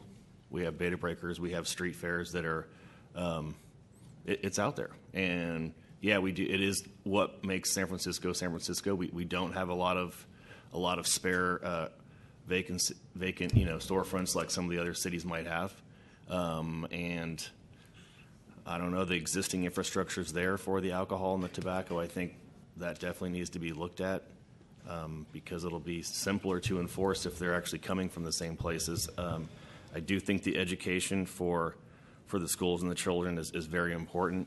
And it's funny because some of the most contentious hearings we've seen or I've seen are for cannabis dispensaries that are medical. So how contentious is it going to get if and when we see something that's not even medicinal? Yeah. I mean, seriously, like we kind of need to not nip it in the bud, but just think ahead to like what are we setting ourselves up for, at least even in here for the land use issues, which is one little sliver of all the complexities that this new industry is going to have. So, I'm sure we could sit here and talk for a couple more hours about this, but thank you very much for the report and looking forward to hear more. And just to pick up on some comments, I think it would be good to get kind of more specific with code language sooner rather than later if in that meeting with the task force or having the task force here, I think could work. But I think they're all good points. It is legal. It's been on the path to normalization for years. I mean, I could get it in high school easier than I could get alcohol, and that was, many years ago when it wasn't legal anywhere in any form. And so I don't think we should. I treat it more as I think that we should start from the standpoint of alcohol and tobacco than the MCD rules, which I don't think work well in the green zone. Doesn't work, and I think it's a different animal. So I'd recommend not starting from that and adjusting it because it does not work well from a land use standpoint, especially for something that we're now saying is legal and akin to tobacco or alcohol. Commissioner Richards. One last point, Commissioner Moore clued me in. In your presentation, you said we're looking at other states and cities, but she talked about Amsterdam. Why don't we look at other places around the world where it's actually, there are only maybe a handful, but they've been legal now for decades. What works there, what doesn't work there, and what iterations did they do? Maybe we can save ourselves a lot of time emulating them. Thank you for that feedback. Thank you. We do prepare research briefs for the task force regularly, so I think in the next one we can certainly look at that and include that information as well. Thank you. Commissioner Moore. One last thing, talking about alcohol. Alcohol in the United States is defined by percent of alcohol in what you drink. And in comparison, the alcohol degree, for example, in beer in Europe is far higher than here. That said, in all of these discussions about adult use marijuana, we have never ever touched on the degrees of potency that we all know exist in marijuana. And that, in a way, worries me a little bit because there is a mild version, which is just like the buzz, versus a very potent one, which gets you close to somewhat mind-altered or inebriated, whatever the right word is for this particular states. And that is, I think, where we don't have a metric yet to really determine what is it we're really selling in adult marijuana use, and how is that being regulated by potency as it is with alcohol. I'm just throwing that out as kind of more the chemistry of what we are talking about in broad terms, but the effects, social, safety, etc., are quite different when you go into marijuana without having qualifiers in terms of degree. It's a really good point.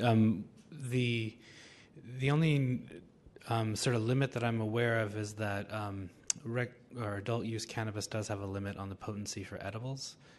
Whereas I don't believe medical does. It's one of the differences they kept between the two. But I don't know of any regulation about the flower or anything like that. That is just, I think, perhaps for you to pass on, as that goes right back into land use regulations.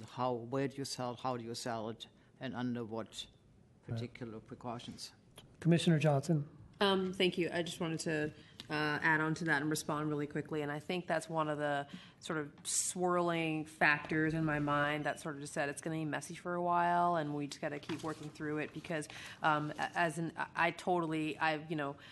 in other examples that I've seen, it is a little bit all over the place. Like, how are you measuring? Are you just focusing on certain chemical pieces of it? Is it just potency? Is it the formulation? So like you can have the very same flour, and if you're selling the flour versus an oil, it's very different. And so I think this is one of those things where as a planning commission, we got to make sure we don't get out in front of our skis here and keep asking the questions, and then be prepared to be proactive with the response. So when there becomes a measurement of potency writ large that is decipherable and easy for people to sort of have some sort of meter and test it, and everyone, including producers, right, and growers are using the same measurements, then we can have the discussion of, okay, above X, whatever that metric is, it's, you can't have it, or you can't have it in retail, or if we do come up with other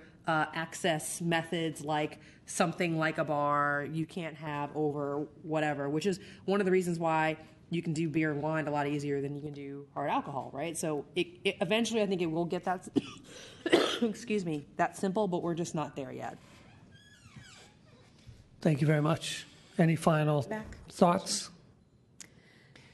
I would say that the issues and thoughts and considerations you're raising, I'm happy to hear that the task force is also considering them as well, and the city departments too. So I think it's important to note that we're all thinking about the same questions and monitoring the same issues so that we're able to get to a situation where we do feel like we are in the best place possible, even though there is such uncertainty about the health effects, about how the state will regulate this. I think it's important to keep having the conversations.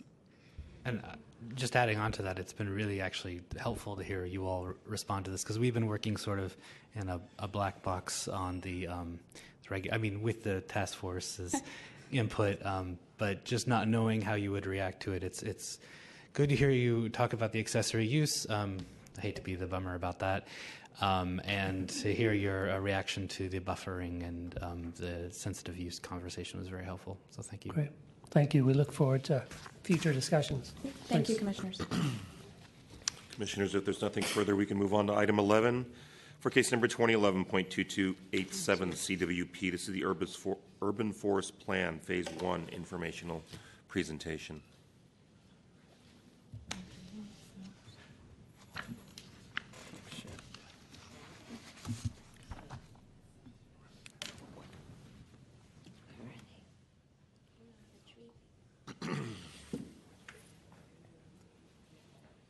Good afternoon, Commissioners, Planning Department staff, and Brask.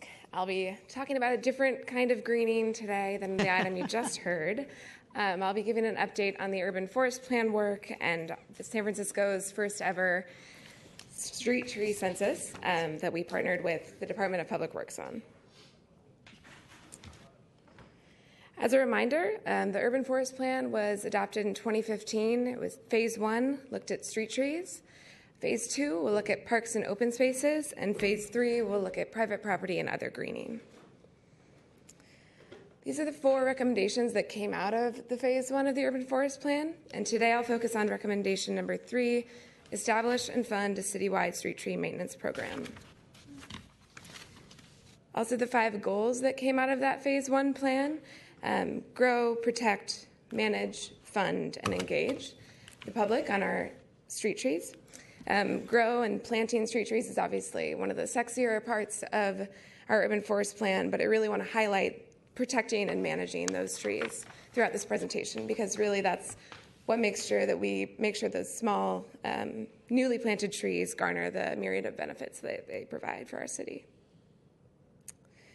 And this is the main strategy that came out of the plan that really started this work to collect and use data to manage and monitor the urban forest. So this is the question we started with, and we really didn't know. There was a partial census done in 2012 that had some idea of how many street trees were out there, but really no one in the city knew. And really, why is this important? We needed to understand our tree health and maintenance needs, what's out there right now, as well as the planting potential. Where are there spots, and how can we identify planting for the future? And to initiate engagement with the public on the urban forest. So we set off with our team, and we hired contractors from LA to come up and start Every Tree SF to map and record every street tree in San Francisco. And just to clarify again, that's only street trees in the public right-of-way, no parks. One of the challenges we faced was how do we keep the public engaged and active during this discussion about the urban forest? So we started a street tree ticker, which tracked our team as they moved throughout the city and neighborhoods and counted the trees as they went. We updated that over the last year, so you can see the many iterations there that kind of show the team increasing. We also launched a contest that was a guess how many street trees. This was at multiple events throughout the year where people could guess how many trees, and they won prizes. The young boy there guessed like a 15-digit number and won most aspirational. So. We also launched an Instagram to have our social media really get this out there to the public.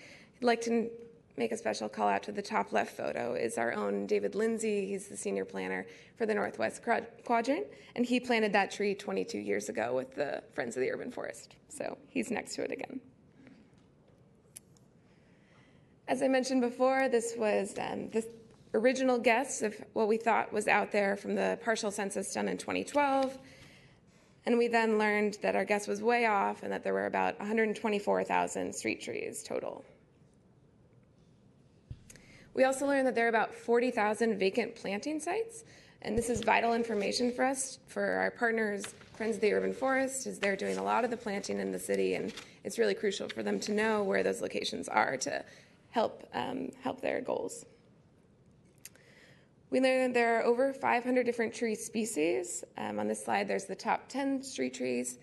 And I'd like to note that it's really interesting. We didn't find over 10% of any street tree.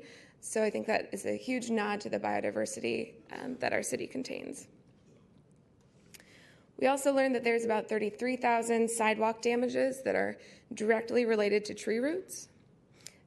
This is also really critical information for us as we promote our citywide goals of healthy and safe sidewalks.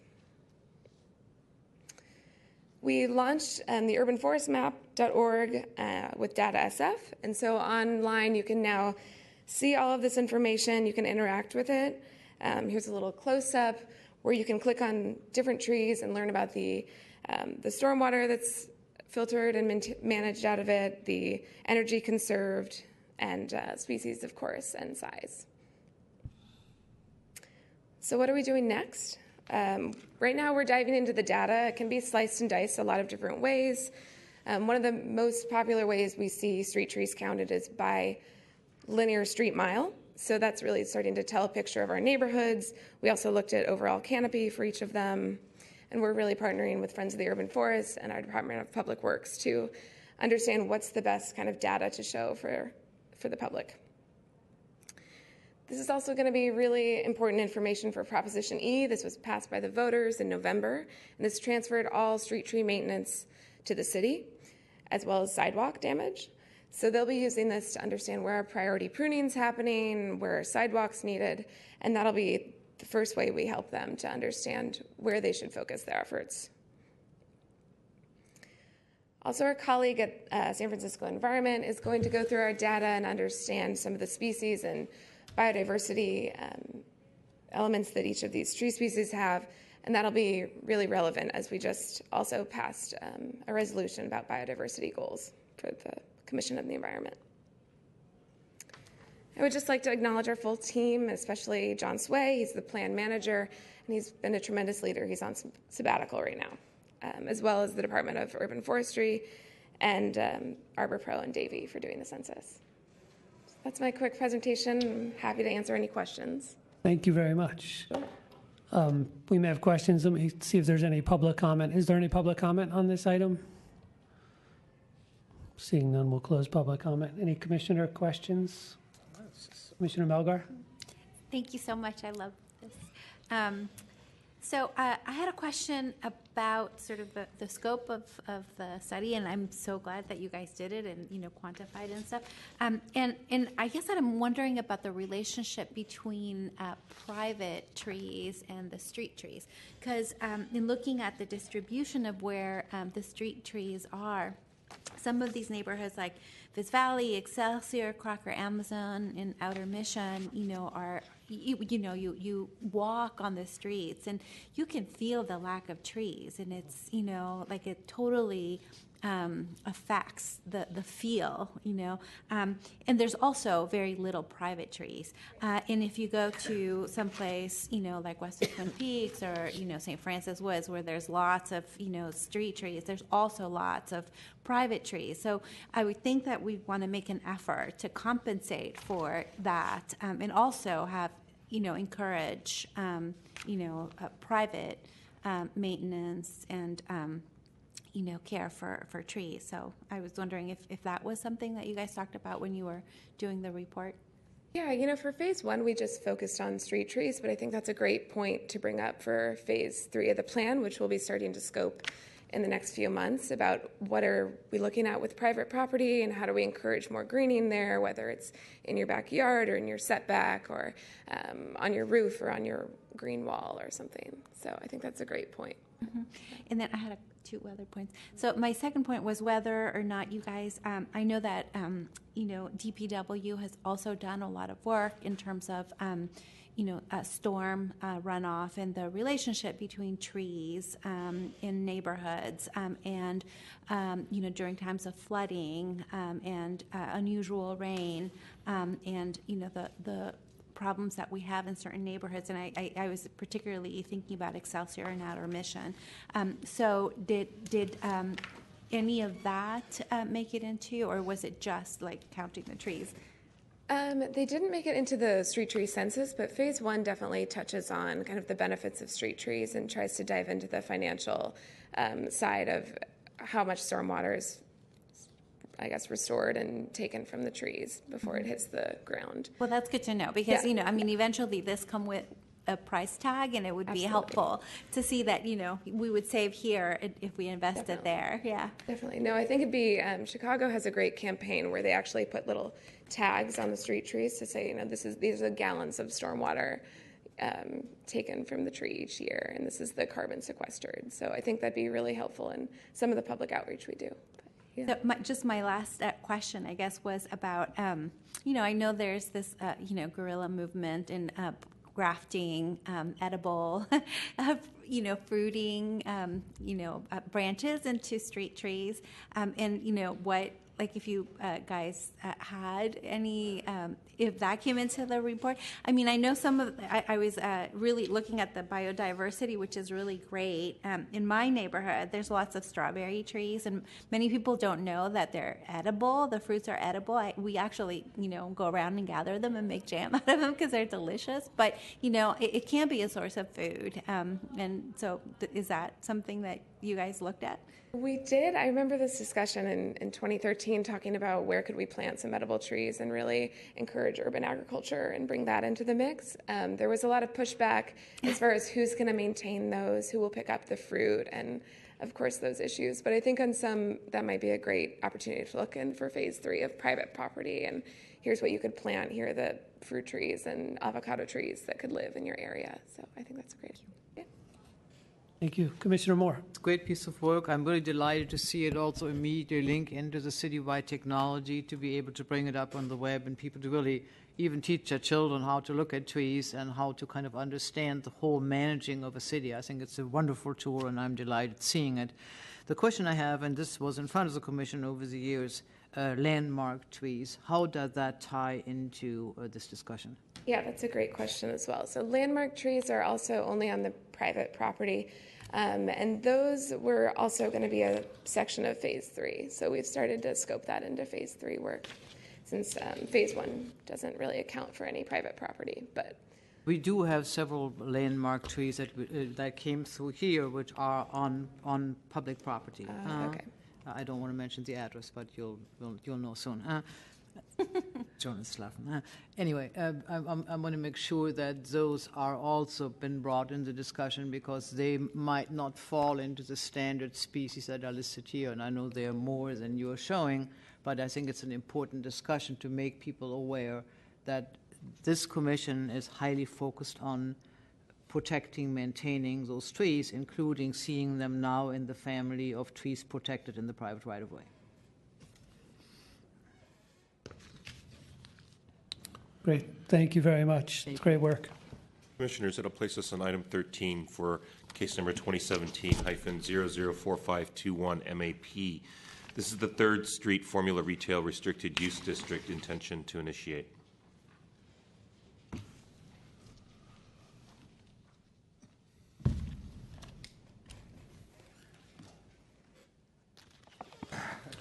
Good afternoon, Commissioners. Diego Sanchez with the Planning Department staff. Today, staff is requesting an initiation of a zoning map amendment that would amend the zoning map to include parcels located at 5545 3rd Street and 5501 3rd Street within the 3rd Street Formula Retail Restricted Use District.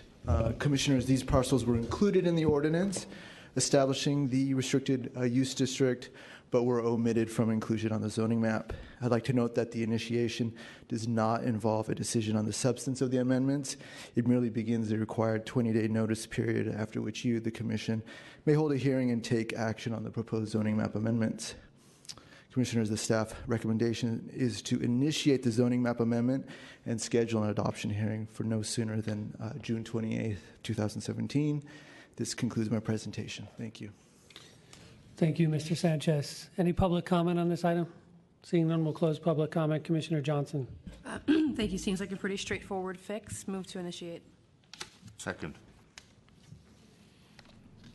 Thank you, Commissioners. On that motion, then, to initiate and schedule a public hearing on or after June 28th, 2017? Is that the That's motion? fine. Yes. Yes. On that motion, Commissioner Johnson? Aye. Commissioner Koppel? Excuse me, Commissioner Melgar? Aye. Commissioner Moore? Aye. Commissioner Richards? Aye. And Commissioner President Hillis? Aye. So moved, Commissioners. That motion passes unanimously, 5-0. Commissioners, that'll place us on item 15 for case number 2015-015866 CUA at 650 Andover Street, conditional use authorization.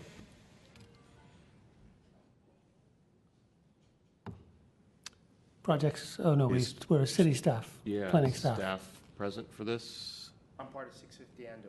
No, I Yeah, understand. we're just looking for the, Waiting it's for Ms. staff. Szymanski.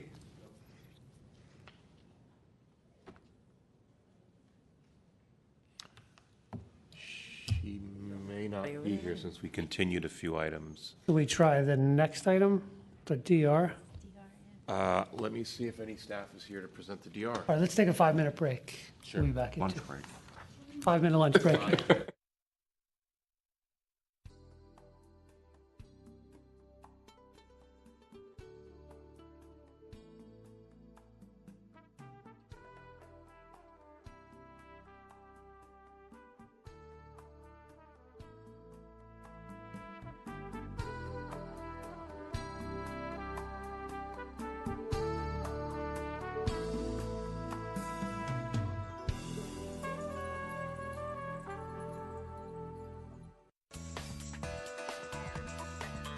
SF Gov TV, San Francisco Government Television.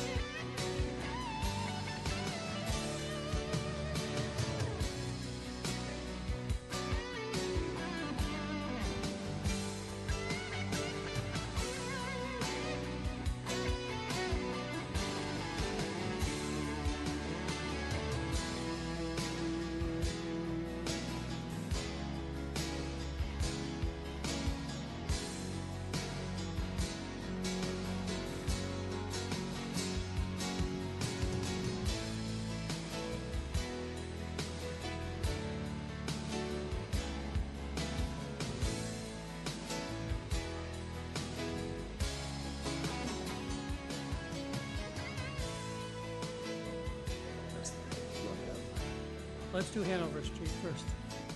Okay? Let's go in the same order, in the right order. I know. Mics are on. Okay, good afternoon and welcome back to the San Francisco Planning Commission regular hearing for Thursday, June 8th, 2017. I will remind members of the public that the commissioners do not tolerate any disruption or outbursts of any kind. Please silence your mobile devices that may sound off during these proceedings. Commissioners, we left off under your regular calendar on item 15 for case number 2015-015-866 CUA at 650 Andover Street. This is a conditional use authorization. Oh, good on that. Good afternoon, President Hillis, members of the Commission. The item before you is a request for a conditional use authorization to allow the conversion of a vacant ground floor dwelling unit of an existing two-story, two-family building to a child care facility for up to 26 children. The proposed child care facility would consist of the entire ground floor, approximately 1,088 square feet, and the 725 square foot rear yard as the play area for the facility. The existing dwelling unit on the second floor would remain, and a new private deck would be constructed at the rear of the building for use by the tenants. This project requires a conditional use authorization to proceed because of, first, the conversion of a dwelling unit under 317, and then also the establishment of a child care facility for greater than 15 children in the RH2 zoning districts, pursuant to 209.1. The project would result in the loss of one dwelling unit.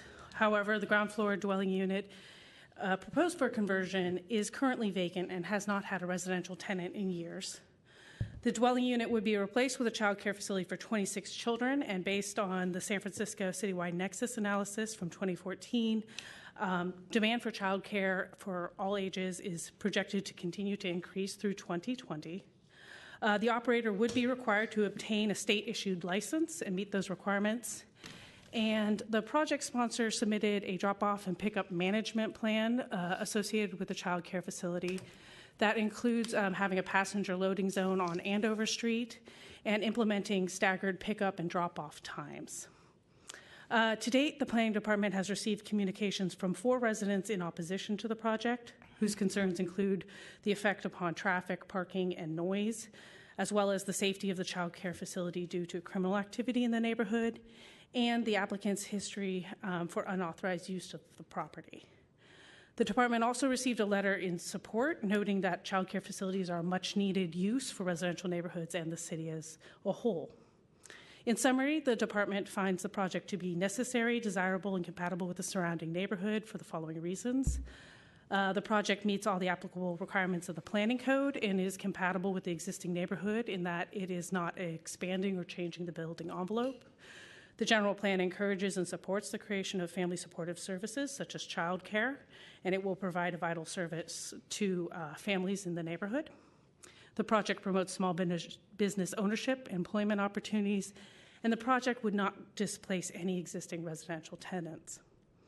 This concludes staff's presentation. I'm happy to answer any questions, and I believe the project sponsor is also here to answer any questions. Thank you. Project sponsor? You have 5 minutes. Thank you. Thank you for this opportunity for us. As we were trying to survey what would be the best need for this property, because this property wasn't developed to be a nice residential property, you know, because the bottom ground floor was not. It looks like it was a commercial building at one time. It was a business. So as we were doing surveys, we felt that it was necessary to bring a community development into the neighborhood, which would be childcare, and it'll be good for people and the parents in the neighborhood because they don't have to travel far to come to that location. And it'll be in proximity. It's close to. It'll help working parents. As you know, today there's less parents who stay at home. There's always 2 parents out. This will be able to help bring children safely to in their community instead of traveling them outside the community. We're looking forward to working with the community to make sure that we have enough parking. We have the correct amount of zonings for the area. We put that in consideration also to the resident who's living upstairs. We put that in consideration that he needs his privacy and also his sanity if it has any problems. Thank you for this opportunity. Thank you very much. Is there any public comment on this item?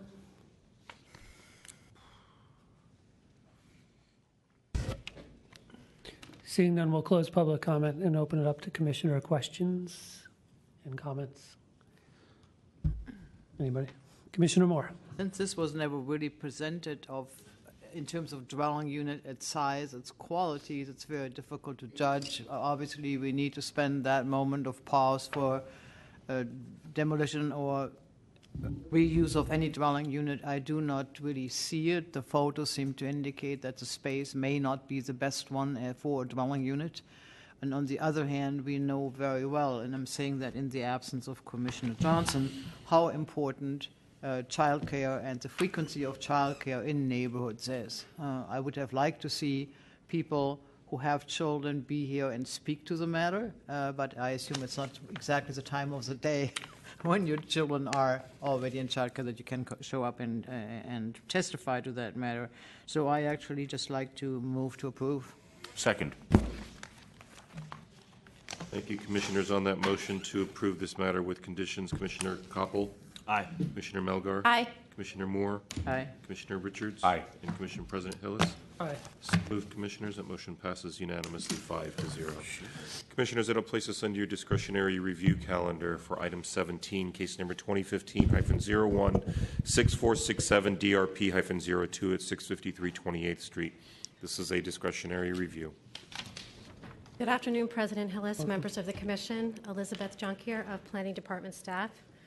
The project before you is 2 discretionary reviews filed on the new construction of a single-family dwelling at 653 28th Street. The demolition application is not the subject of the request for the discretionary reviews, and the demolition is exempt from the conditional use authorization requirement of Planning Code Section 317, as the existing building proposed for demolition is not affordable or financially feasible. The current proposal revised a previously noticed alteration project. The scope of the demolition and new construction was determined by the zoning administrator to be substantially the same, and the project was renoticed under Planning Code Section 311 for an additional 15-day period. The discretionary review cases filed under the alteration permit were transferred to the new construction project.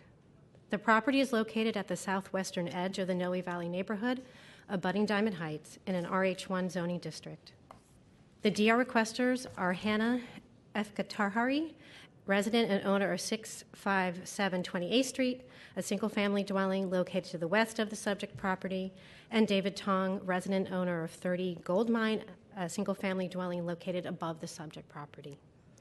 The DR requesters' concerns are reduction to light and air to the neighboring property to the west, including new shadows cast, that the project is out of character and scale with the rest of the neighborhood, privacy issues caused by a large development on the site and top floor and roof deck impacts, and the extension of the building into the backyard area.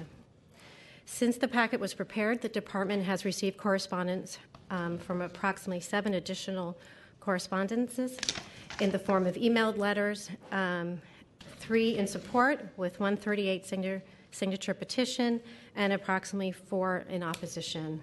These were transmitted through the Commission Secretary, and you should have received them as emails. The residential design team reviewed the project under the alteration permit on March 30th of 2016 and felt that closing the light well adjacent to the neighbor's property was acceptable, as the light was especially deep, that the street-facing edge of the 3rd floor was acceptable at that time, and to respect the mid-block open space, pop-outs were to be reduced. The project sponsor requested that the staff bring this project to a project coordination light meeting. That was done in July of 2016, and minor elements and portions of the volume at the 2nd and 3rd floor levels along the east side were reduced, as well as other volumetric changes. As part of the workflow to this DR hearing, the project was again reviewed by the residential advisory team.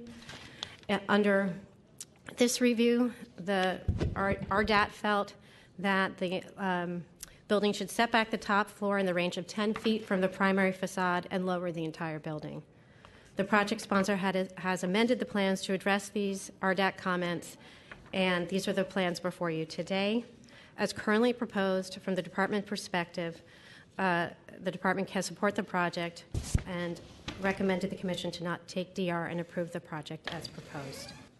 This concludes my presentation, and I am available for questions and comments. Thank you very much. And Jonas, this we have 2 DR requesters, correct? We do. So you'll both have 5 minutes for a presentation in any order you'd like. No, the DR requester. And then project sponsor, you'll have 10 minutes.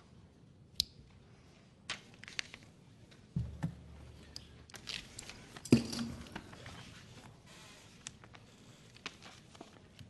you start speaking, SF Gov TV will go to the doc cam. SF Gov TV, can you go to the doc cam? Thank you. SF.TV. Oh, perfect.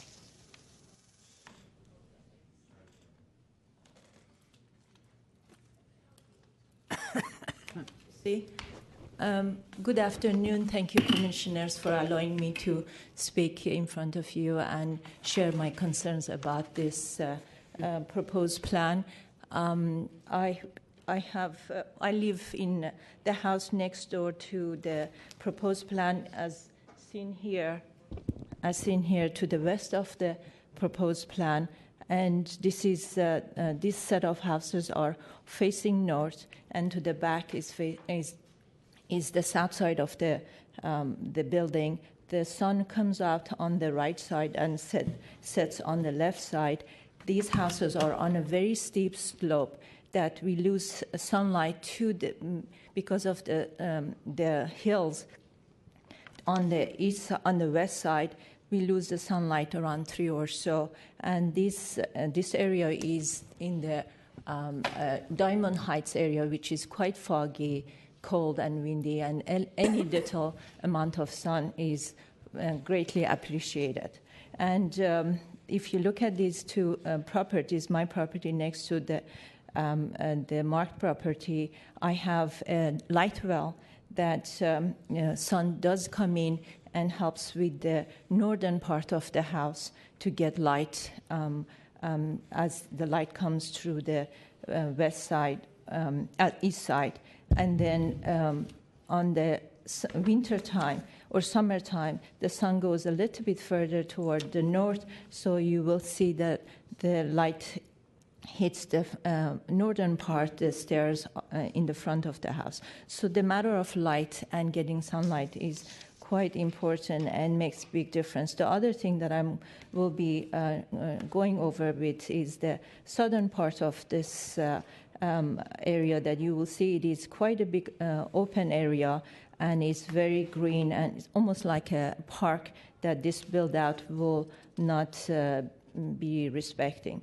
So this is, as you see, is the current street view, quite harmonious, very relative and relevant to every other house, respectful of every other house. These buildings were built almost 100 years ago with quite considerable architectural consideration of light and privacy for everybody. This proposed plan, it will be, and my apologies for some of these number changes because it was changed about 2 weeks ago, and I didn't want to reprint these and waste more paper. But the numbers are about 200 square foot, less or more. But right now, the property is 1,200 square footage, and they are proposing to change it to 4,212, and this not including the garage. It will be, and you will see it is 5 bedrooms, 5 full bathrooms, 3 powder room or half bathroom, over 1,250 square foot of living and kitchen, additional 2 living rooms, entertainment room, garage, so a net change of 2,870, basically a monster house.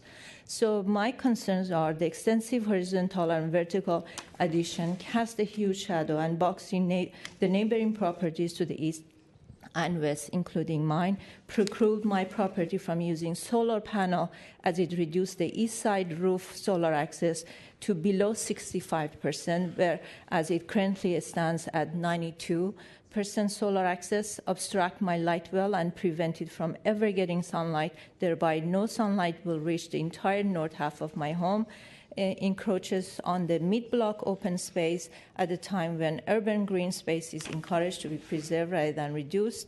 An affordable and family-friendly home is demolished to make room for a trophy home. It will demand a price that would be out of reach of middle-class families. The roof deck will disturb peace and privacy of the neighbors. Too big for this neighborhood. The 4,212 square foot, it will be biggest building on the block. The proposed plan exceeds floor to area ratio, and it is the 1.2 floor to area ratio is 3,486, and I understand that this is not still approved, but it does give us an idea of what is the appropriate limit. I have added additional Thank you, ma'am. Your time is up, but you'll have a 2-minute rebuttal. Okay, so may I just go through my request? No, not at this time. You'll have a 2-minute rebuttal to submit that. So what does that mean? You'll be able to come back up for 2 minutes. So your fellow DR requester has 5 minutes.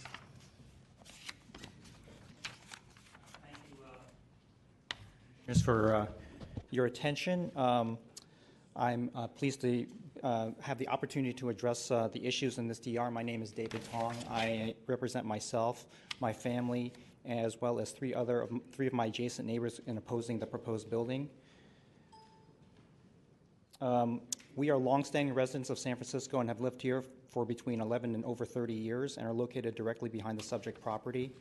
Unfortunately, my neighbors could not make this meeting in person due to age and medical issues. However, they have empowered me to represent them at this meeting. I will use this opportunity to just go over a few major points. First, it is clear that this proposal fulfills DR criteria for being extraordinary and exceptional. The house is clearly out of scale and larger than any other house in the vicinity at over 4,000 square feet. This will be the biggest house on the block and will dwarf all other houses. It fails all RDG criteria for mass, scale, and stepped roof line. To illustrate this point, on this slide I show the RDG manual entry on the subject of a stepping roof line. As can be seen by the lower illustration, a building which does not conform to the stepped roof line is not permitted. On this slide, we see how the existing home clearly conforms to the RDG guideline. In contrast, the proposed building is nearly identical to the example in the RDG manual of what is not acceptable. On this basis alone, the project should not be allowed. The non-conforming third floor addition will be fully visible from the public right-of-way. A pedestrian standing on the street will easily be able to see this addition and how it stands in stark contrast to the stepping roof line. This slide more clearly shows how the proposal is in violation of RDG standards on stepped roof line as well as its large mass and scale. The excessive height is also clearly illustrated relative to the current situation and the surrounding homes. This house will even exceed the limit proposed by the new residential expansion threshold. At the recommended FAR of 1.2, the proposal should be no larger than 3,486 square feet, nowhere near the 4,653 square feet that the developer is planning. Although the FAR of 1.2 and the residential expansion threshold are not yet law, the numbers are inconsistent with these parameters. In addition, a roof deck is particularly hard to justify in this area where it is windy and foggy. It is simply a marketing tool. Moreover, if it is ever used, it will be a major intrusion on our peace and privacy. In summary, the proposal replaces a relatively affordable, modest-sized, in-scale home, as these photos illustrate, with an unaffordable, massive-sized project out of character with the neighborhood. The next slide shows the rear view of the building and reveals how the height and size impact will be even greater than in the front. In this photo, I've tried to show the substantial impact of the proposal will have on our privacy and space compared with the current illustration. As a disclaimer, I am not an expert on such renditions. However, even with this crude approximation, the impact is clearly substantial and negative. Sorry, I should show it this way. This is what it looks like now, and this is what it will look like with the building in place. In fact, the photo understates the impact of the proposal given its height and proximity to the adjacent neighbors. The full effect can only be completely appreciated in person. Our request is straightforward. Reduce the height of the building to comply with the RDG requirement to follow a step roofline progression. This could be accomplished by removal of the third floor expansion or simply limiting the height to no higher than the adjacent uphill home. Removing the roof deck is also requested for height, space, and privacy reasons. Reducing horizontal expansion of the building, particularly of the upper levels, is also requested to reduce massing and privacy concerns. We thank you for your consideration and attention in this matter. Thank you. With public comment in support of the DR and opposed to the project. I've got a couple of speaker cards, Georgia Shudish and Eileen Bakken, but anybody's welcome to speak. Just line up on the screen side of the room. Welcome. So you have to use that one there. Okay. You can move it. Great. Thank you. Good afternoon, Commissioners. Thank you for this opportunity to express an opposition to this project. As part of Ms. Eftekari's submission, is included an email from me dated June 5. My name is Mary Garland. I'm a longtime resident of Noe Valley. I'm going to go ahead and read my email. I'm writing in opposition to the pending construction permit at 653 28th Street. I'm a resident of Noe Valley for more than 26 years and of San Francisco since 1960. The construction the owner of 653 28th Street is planning is completely out of scale to the houses nearby and in that neighborhood and will significantly adversely affect his neighbors. A search of city records indicates the owner of the subject property also has pending permits to build an oversized 6-story, 2-family dwelling on Potrero Hill at 714 Rhode Island Street, and that he also owns a 4-bedroom, 3-bathroom, 4,000-square-foot home at 152 Yerba Buena Street in San Francisco. How many, quote, homes, unquote, does this person need? It's apparent that he is a developer, not simply a homeowner. No doubt a sale of the behemoth building he has planned will net him a huge profit.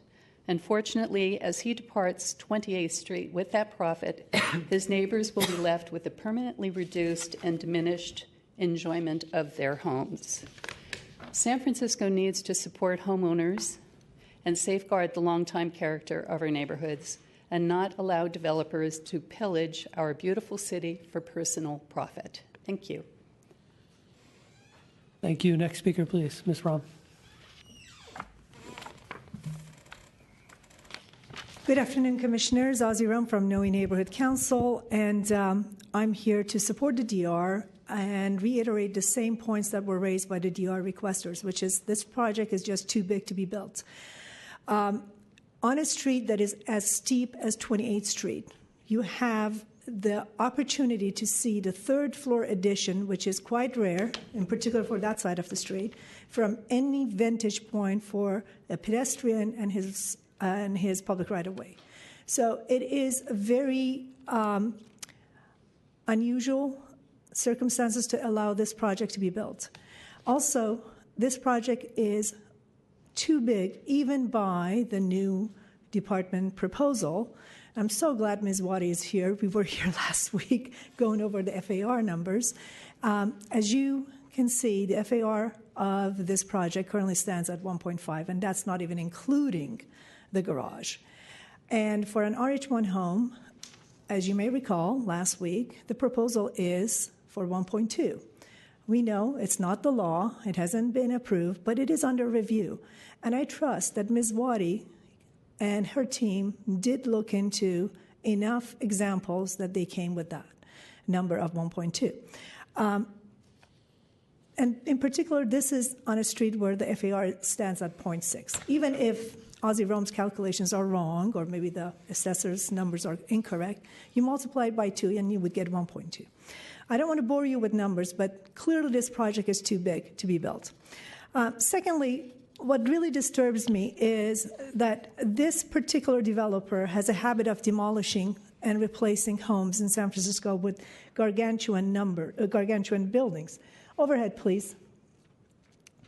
We found this in Socketside recently, and this is the property on 714 Rhode Island. They just filed for permit. This is an RH2 home that is going to be replaced with 6 stories. Now, mind you, 6 stories is even bigger than the big apartment building on the left side and the big apartment building, corner building on the right side. So my question to you is, how far is too far? This project does not merit approval. You don't want to have a Mordor Tower on the middle of a block on 28th Street. I reckon that this project is about views, and this is not the views of the neighbors, it's the views for the developer, and this is definitely a marketing tool to sell this house because you will get the city, the views and the city skyline. This is not the right density that we need. Thank you. Thank you. Next speaker, please, Ms. Shudish.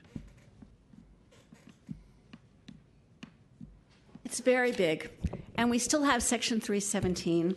And from the appraisal, and I know it's over, the appraisal said good quality 1940 wood frame construction with a functional floor plan, and that's certainly true. Home displays an overall general maintenance level, and that's all true, and that's why it shouldn't be torn down regardless of the appraisal. The appraisal first came in at 1.63, right on the money. So what happened? 10 days later, they got another appraisal, another comp, bumped it up to 1.675. The house that they got the comp on, it's a really fine house. It's a really fine house. It's sold for 1.81. There's nothing wrong with the house. It's wood interior, leaded glass, functional, beautiful remodeled kitchen, beautifully landscaped yard. So that last number 7 appraisal really bumped it up. There's a house right down the street, if you read the packet, which went for 1.45. Same kind of house, same layout, 3 bedrooms, 1 bedroom below. A week ago, you had Cragmont before you. You had 2 draft motions. You approved that, even though the people accidentally demolished it. I want to read those to you. The one that would have denied the approval said, the pre-existing dwelling unit has already been demolished without proper authorization. Therefore, this cannot protect the relative affordability of existing housing. That's if you had disapproved it. You approved it, and that criteria read for same thing. The previously existing dwelling unit has already been demolished without proper authorization. However, the replacement unit is of similar size and scale of the neighboring properties and will be similar in context with affordability established in the neighborhood. That's what you approved last week. This project has those same issues. Regardless of the ministerial approval, I don't think you can deny it. Relative affordability is still a factor. It's still in 317. Your policy of the city is to protect and preserve existing housing because it's generally agreed by everyone that it's the most affordable housing. Therefore, I think you need to consider that, and in very least you need to consider it when you consider the relative affordability and the size of this very large monster home in Noe Valley, where we've had, in that part of Noe Valley, there's been a lot of remodels that were really demolitions. That has changed the character of the neighborhood. It's all in the package. I wrote it on page 209. You can see the picture of the existing house. It's really a fine house. It shouldn't be demolished. And you do need to consider the replacement structure if you decide to go along with it. Thank you very much. The size of the replacement structure. Thank you.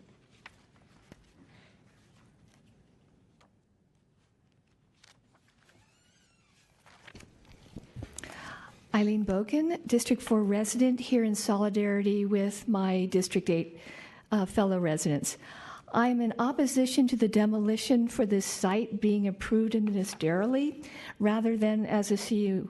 Particularly questionable is the supplemental addendum for the appraisal, and I quote, additional closed comparable, Comp 7, has been added, emphasis on the word added, to this report. With this additional information, along with the comments above, the subject estimate of value has been changed, emphasis on the word changed, I guess they meant from, $1,630,000 to $1,675,000, end quote. The original estimate was within the affordability criteria, and only the revised estimate comes in as slightly unaffordable by about $45,000. This revision is highly questionable. Also, this is not about an owner-occupied property. This is about a developer who has a history of purchasing homes specifically for demolition and development of monster homes. The replacement size of this monster home would be about 4,200 square feet, which is well above what the department is proposing for the expansion threshold policy, which is currently under review. Thank you. Thank you. Next speaker, please.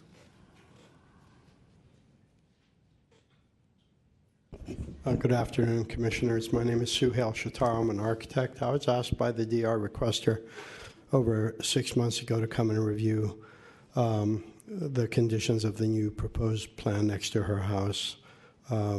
We looked at the conditions. We talked about the light and shadowing of her property, and to see what we could do and negotiate or talk with the project. Mr. Shatar, were you hired by the DR requester?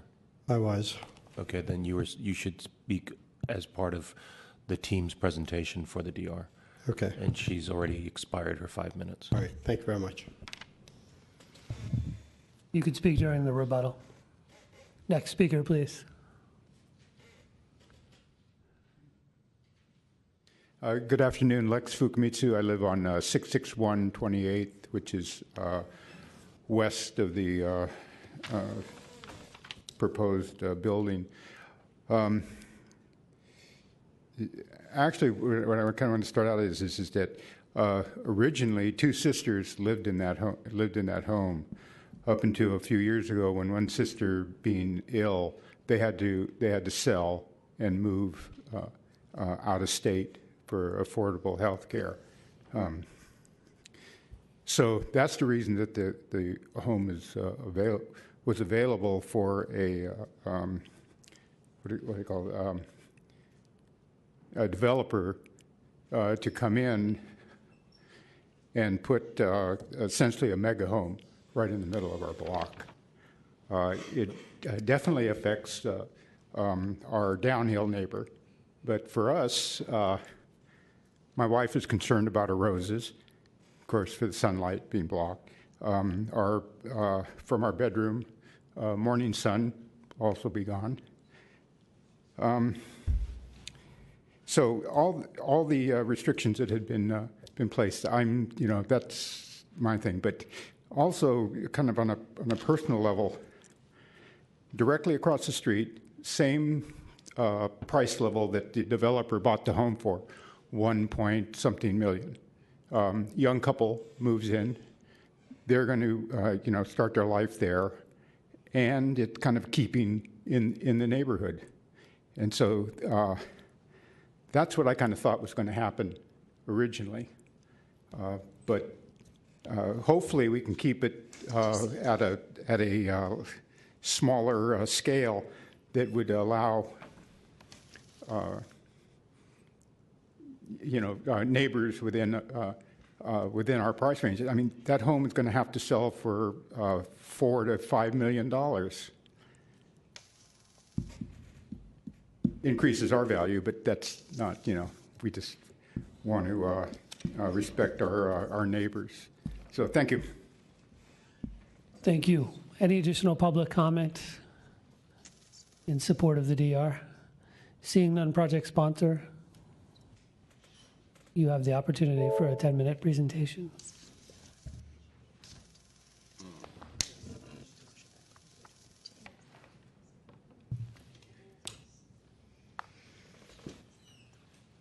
Wow, 10 minutes. It's a long time. Sure. Okay, great. Yes, I know. You don't need to take Actually, I understand that. So good afternoon. My name is John Lum, and I'm the project architect. I would like to give you an overview of the project, describe our modifications that address the DR requester's concerns, and conclude with our findings. The existing house is a two-story house and contains 3 bedrooms over approximately 1,600 square feet and is actually in fairly poor condition, I would say.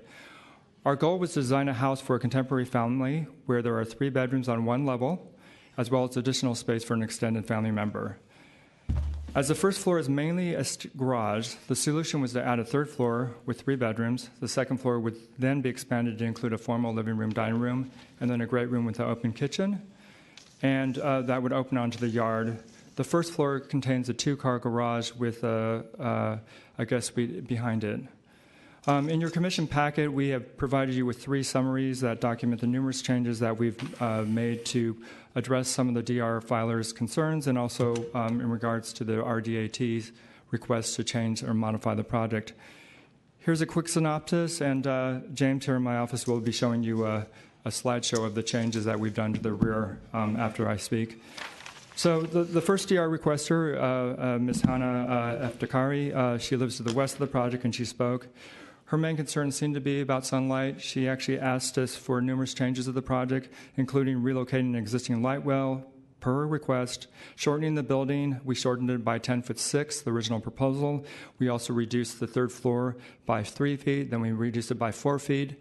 Then she hired her architect, who we then consulted with. We reduced it further by 1'9". We had to negotiate with RADT to get them to accept moving the addition forward. And then this still did not actually satisfy her. We also replaced portions of the fence with glass. We told her that we could do open railings to reduce further sunlight. We also did a sun study that I know we included in the commission packet, which showed minimal impact to her house except for the very early hours of the morning.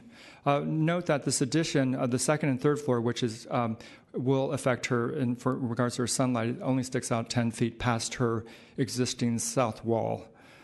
David Tong, the other DR filer who also spoke here, told us his concerns about the addition were that it was extending too far into the rear yard. His privacy would be affected by the 3rd floor rear windows and also the roof deck that was proposed, and the addition was just way too massive and too tall. Note that our building only does not actually go to per the RH1 requirements, which actually only require a 25% yard. We're actually, the majority of the building, the 2nd and 3rd floor, stop at the 45% line, which is closer to a RH2 requirement, and the 1-story addition only extends about 10 feet past that line. The rear facade is 40 feet from the rear fence, and our actual rear facade is about 80 feet from Mr. Tong's house. So his concerns about privacy are a little puzzling for us. Per his request, we moved the roof deck that's proposed to the exact front of the house. So currently it's 104 feet from his house. He then complained further about privacy, and so we proposed a privacy screen, which he objected to, which we then surmised that actually his concerns were not about privacy, it's more about protecting his view. And so we understand there are changes. Obviously, when we propose something, there are going to be effect, but it was not about necessarily privacy. Then to address his concerns about height, we said, well, how do we make this thing lower? How can we address this issue? And by looking at that this is an RH1 district and that this house is appraising for over $1.625 million or 1.3, it was actually purchased at $1.3 million. We realized that we could actually tear the house down administratively and then lower the house. And so we suggested to Mr. Tong that this could be a win-win. We could drop the house at the most 3 feet because otherwise the house would be in a hole. And then Mr. Tong stopped speaking to us and just didn't communicate, blaming that it was on his email server, something of that sort. He finally did communicate to us that the only acceptable solution was to drop the house 6 feet, which would have put it in a hole in the front facade, which we thought was unacceptable. So our client, in good faith, decided to move forward with the demolition despite the lack of agreement. The rebuild actually also allowed our client to add a basement, which he had not considered, but he thought it would be a good idea to create a space that could be used for an extended family, although we were originally planning to do an ADU, and unfortunately ADUs are not allowed in new construction under the code. It's unfortunate. The square footage of the house is not an anomaly. The above-grade square footage proposed is 3,200 square feet approximately, which would be under the proposed residential expansion threshold if you did not count the basement. So it's not an anomaly. Also, the map that we've shown you actually documents the number of homes that are over 3,500 square feet within 2 blocks of the neighborhood. There are 9. Houses that have roof decks are 14. And there's countless houses that are 3 stories in height. Lastly, we did modify the project in regards to the front facade. Originally, the RDT said it was fine to move it back 6 feet. Then it moved forward 3 feet per Ms. Eftekari's request. Then it moved back 12 feet in this last iteration. So we've moved that. We've shrunk the 3rd floor to a 46-foot length. Lastly, I want to say that this is not an affordable housing project. I know there's a lot of concerns about affordable housing here, but clearly this whole neighborhood is not affordable. All the homes, even in whatever condition they are, they're selling for $1.6 million or above. So this is not, the standards of affordable housing should not be applied to this project. And in conclusion, there's nothing extraordinary or unusual about this house from a planning standpoint. It's within the normal range of square footage. It's adding only a 3rd floor to a neighborhood full of 3-story houses, and the roof deck is a common occurrence. And now Henry Kornilowicz will speak just briefly. Sure. Good afternoon, Commissioners. Henry Kornilowicz. First of all, I just want to mention that the architect for one of the filers, I've spoken to him a number of times, Mr. Suhail Shatara, and he said to me, you know what, I'm not getting any cooperation from my client, and so I'll see what I can do, because we're trying to work it out with them, and it just wouldn't happen. I do want to mention the other hat I wear is for small business. And what else? We need families to stay in the city. And these houses are going to be bought by somebody, and they're going to go ahead and expand no matter what to make it, if they can, to have families to be able to live in the city. Having families in the city actually helps small business. Because if you don't have families and you're retired or whatever, you don't do the shopping, you don't go to the shops and all that sort of stuff as you do when you have when you have a family. So that being taken into consideration, I think you should really look at that. Do we want to have families, or we just want a bunch of old folks living there like myself? And I live in Noe Valley, by the way, too. And talking about value of properties, there's a house 2 blocks away from me, a fixer-upper, $1.74 million it went for. And they're spending another $1 million at least to fix it up. So that's what's happening out there. Thank you. Thank you, Henry. And Ravi, did you want to speak briefly? Thank you. Commissioners, my name is Ravi Sadharangani. I'm the owner of the property. I bought this house in 2015 with the intent of actually my family moving in there. I been a long resident in San Francisco for 19 years. I have 2 children who are now college age. And I bought this as a project, as a home for me and my family to move in there. But I was told initially that this couldn't be made into a 2-unit building because it was RH1. So we decided, to work with the architecture and the city to see what we could come up with. Secondly, the project that was mentioned, 714 Rhode Island, yes, I do own that home, but I bought that as a single-family home, which is RH2, and I'm making it into 2 units so that I can have additional housing stock in the city. I'm not trying to, I've never had an eviction, never had any tenants evicted. I've not done tons of projects, as was falsely stated here. This is my 3rd project, and I don't see what's wrong as long as I'm working with the code and planning department to beautify the city and uplift homes where there's a housing shortage. So I think there were a lot of inaccurate statements made here, and I urge you to please support the project as is. And lastly, I wanted to say, we originally started this project as a remodel with an addition. I mean, if the tenants, if Mr. Tong doesn't want the building to be lower, we're fine with actually keeping the existing structure and just adding the 3rd floor. This was done at the deference, as I said, with the kind of a win-win situation. Hey, we can really rebuild this house and also lower the height and deal with the issue, and that was not accepted. So I don't think one can have it both ways. Lastly, I wanted to show you this image here, just off my iPhone here, which is basically showing these are the houses that are just 2 properties down. So to claim that this is a pristine neighborhood of just 2-story small homes, there's 5 homes here that are on the side, or 3 that are at least 3 stories. Your time is Thank up. you. Thank you. public comment in support of the project and opposed to the DR. Sonia Traus. Merry Christmas. Hi. Oh no, I thought that looked like a Santa on your shirt, but it's not. It's a rooster. Sorry. Hi. I'm Sonia apologize. Traus. I'm here from Yimby Party, and we're in support of this house. We're in support of building, all over the city and actually all over the Bay. And we go to all kinds of neighborhoods. We support apartment buildings in the Mission, and big apartment buildings in the suburbs, and also small houses like this, and 3-house projects in Berkeley. And everywhere we go, people say, especially when we're in the Mission or other low-income neighborhoods, they say, oh, you want development here, but what about when people want to develop in rich neighborhoods? You probably don't say anything then. And we say, yes, we do. And here we are, right? This is a rich neighborhood. And it's really unfair for the city to zone for intense development in the eastern neighborhoods, not zone for it in high-income neighborhoods. And then when people try to do the medium-sized, this guy wanted to do a duplex but couldn't even do a duplex. When they want to build out to the limited zoning they have in rich neighborhoods, even then for the city to participate with the neighbors in complaining about it and not letting it happen. I really can't speak strongly enough against the notion that the existing building is affordable.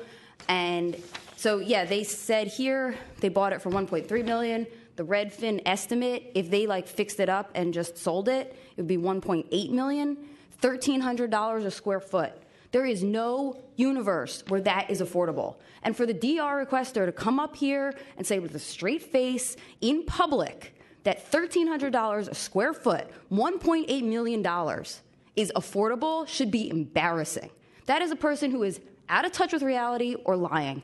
And I think that that's strong language, but I think that words mean something, and people should take responsibility when they come in public and say things that are obviously untrue. This is an expensive house, and actually, when it's a bigger house, per square foot, it's going to become less expensive. I looked around at the neighborhood on Redfin while I was waiting. The 4,000 square foot houses are $1,200 a square foot, $1,100 a square foot. Is that still expensive? Yes, but $1,100 is a smaller number than $1,300. And it's true all over the city. The bigger the unit, the less it is per square foot. That's why TICs are an affordable option.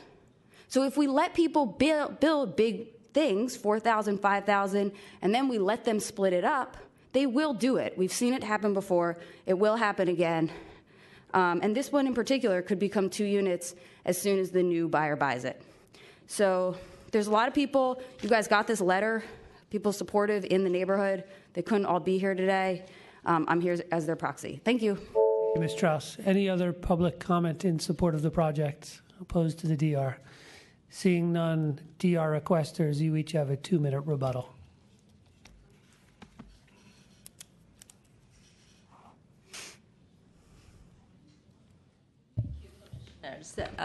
Here's the architect that I asked to help me, and the reason I asked to help because after trying to negotiate with the architects, they continuously would tell me I don't understand. So I said, okay, I will hire somebody who has 2 blocks away from that property, has built a beautiful large home with consideration of what the neighborhood wants. So this is not an architect who builds small houses, and I let him to speak on that. So he tried to negotiate with them and was...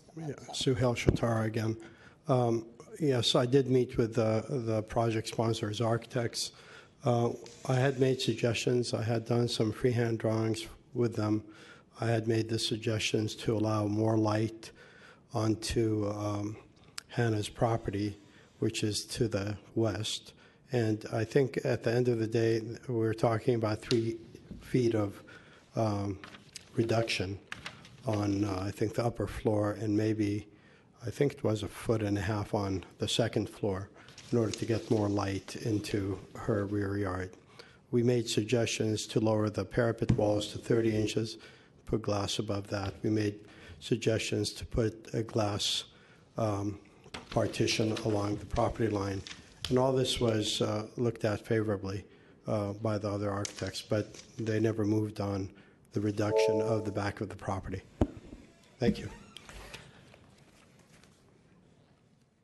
So the other thing I want to point out that basically bottom line what I'm asking is the top 2 floors, if they could go back a little bit to allow sunlight to come to the house, and as well as the height of the building. There is no need to have such a high, tall building, and there is no need for it to go so far out in the backyard. That's bottom line what we are asking. We are not asking for not building large houses.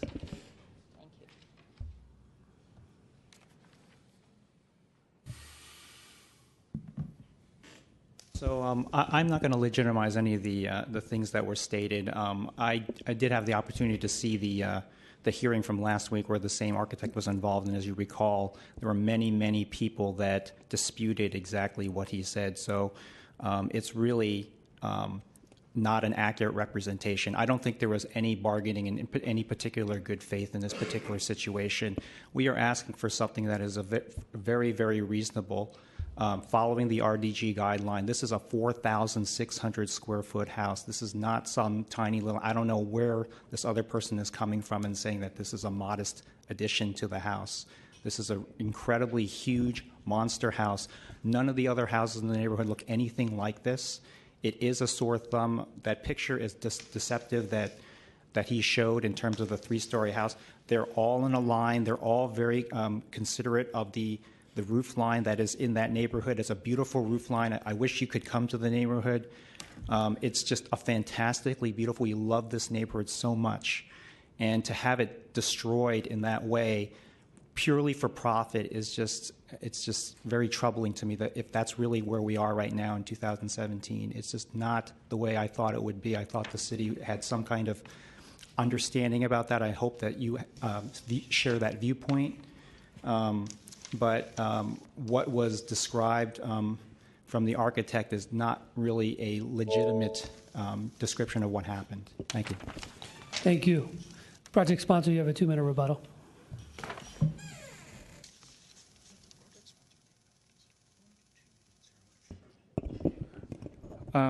It's really unfortunate that we have actually documented proof of all our communications with not only Mr. Tong, but Ms. Eftekhari, that actually email strings that basically they fail to agree to anything.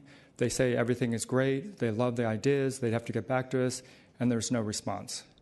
So for them to actually insinuate that I actually have lied is really unfortunate. This project is actually, I'll reiterate, this project is there's nothing unusual or extraordinary about it. There's many examples of 3-story houses in the neighborhood. We actually, the proposal to tear the house down was, again, in deference to Mr. Tong.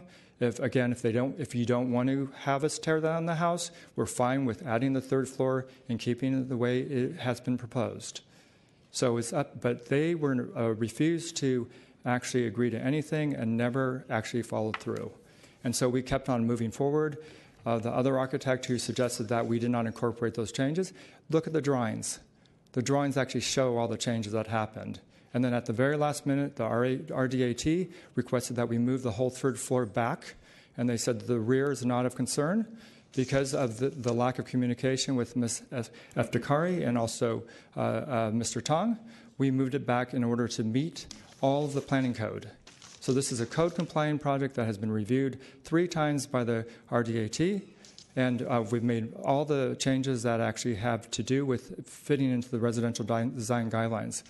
So there's absolutely nothing extraordinary or unusual about this project. So thank you. Thank you. That closes this portion of the hearing. We'll open it up to commissioner comments and questions. Commissioner Richards. I guess question, I look at this and I do see that there are other houses in the neighborhood that are big. But, we're in a housing crisis, and, we need to get, after we do the house residential expansion threshold, a real definition of what a family house is, because I struggle with 1,500 square foot's the average in the city, but we've had 8,000 square feet that have been claimed to be family houses. So we need to figure that all out. However, I saw the project sponsor shaking his head violently when he said, I wish I could get another unit here. Well, why don't you just do an alteration and then add an ADU and get 2 units? Have you thought of that? You need to come up. Acting zoning administrator, what are your thoughts on that? Up until very recently, single-family homes could not have accessory dwelling units under our local law. And I believe recent legislation is either about to be effective or soon to be effective that will allow accessory dwelling units in single-family homes. So this is a new, new code requirement. 2 units in this building, I could have a discussion around how that would work. As a single family, given all the things I've heard, I think it would be hard for me to say we need to make some changes here. But you see what other commissioners think about adding another unit and maybe talking about the design or even having a continuance.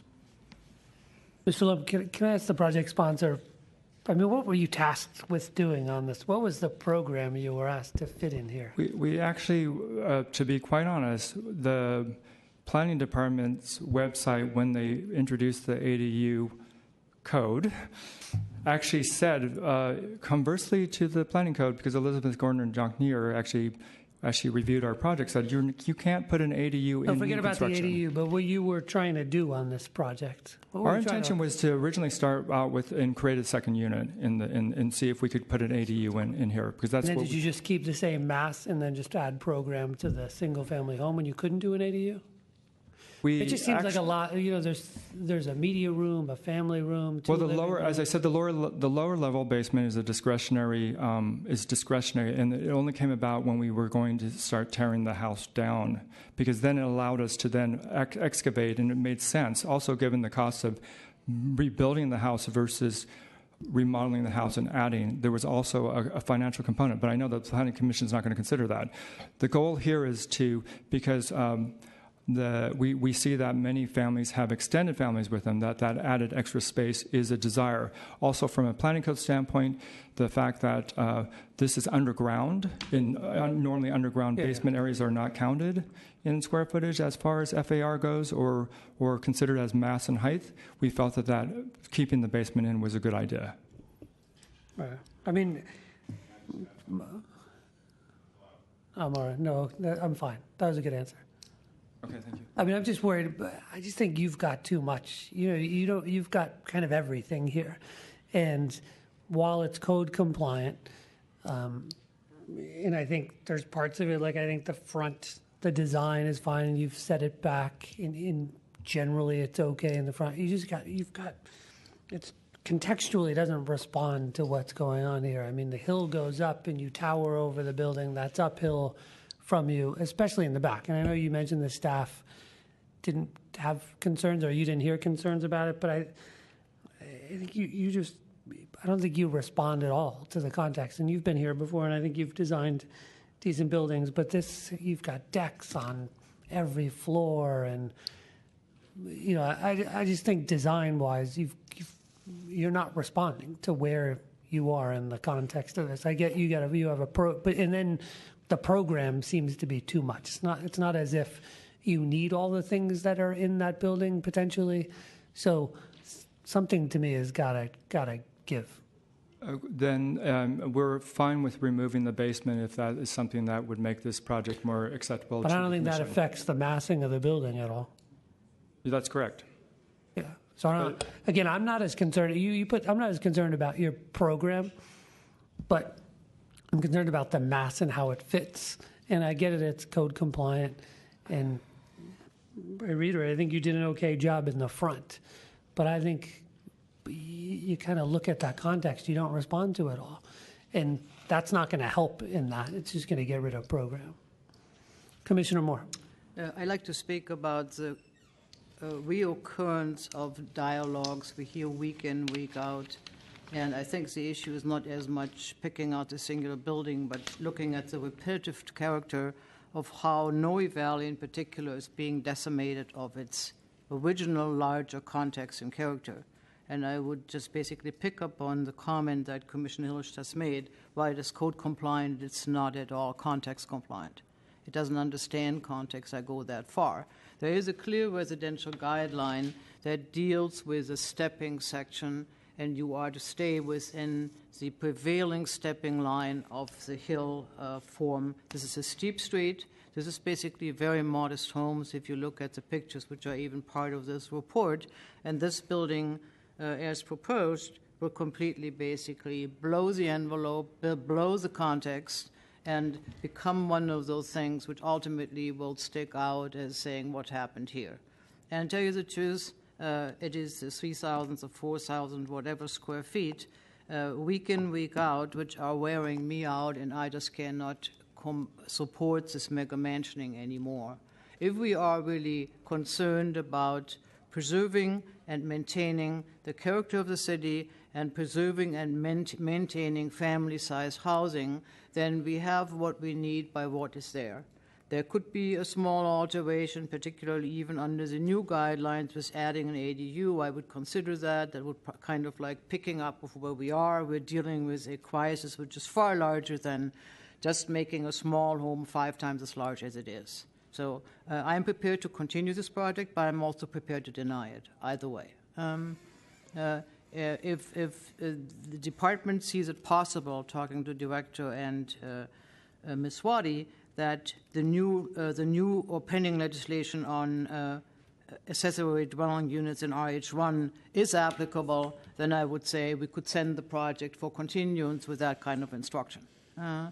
Also, the one rule which I like to remind the Commission of, pushing the third floor back by 12 feet does not really work, because we are asking everywhere else to be pushed back by 15 feet. So there are all little subtleties here by which this project doesn't come through for me.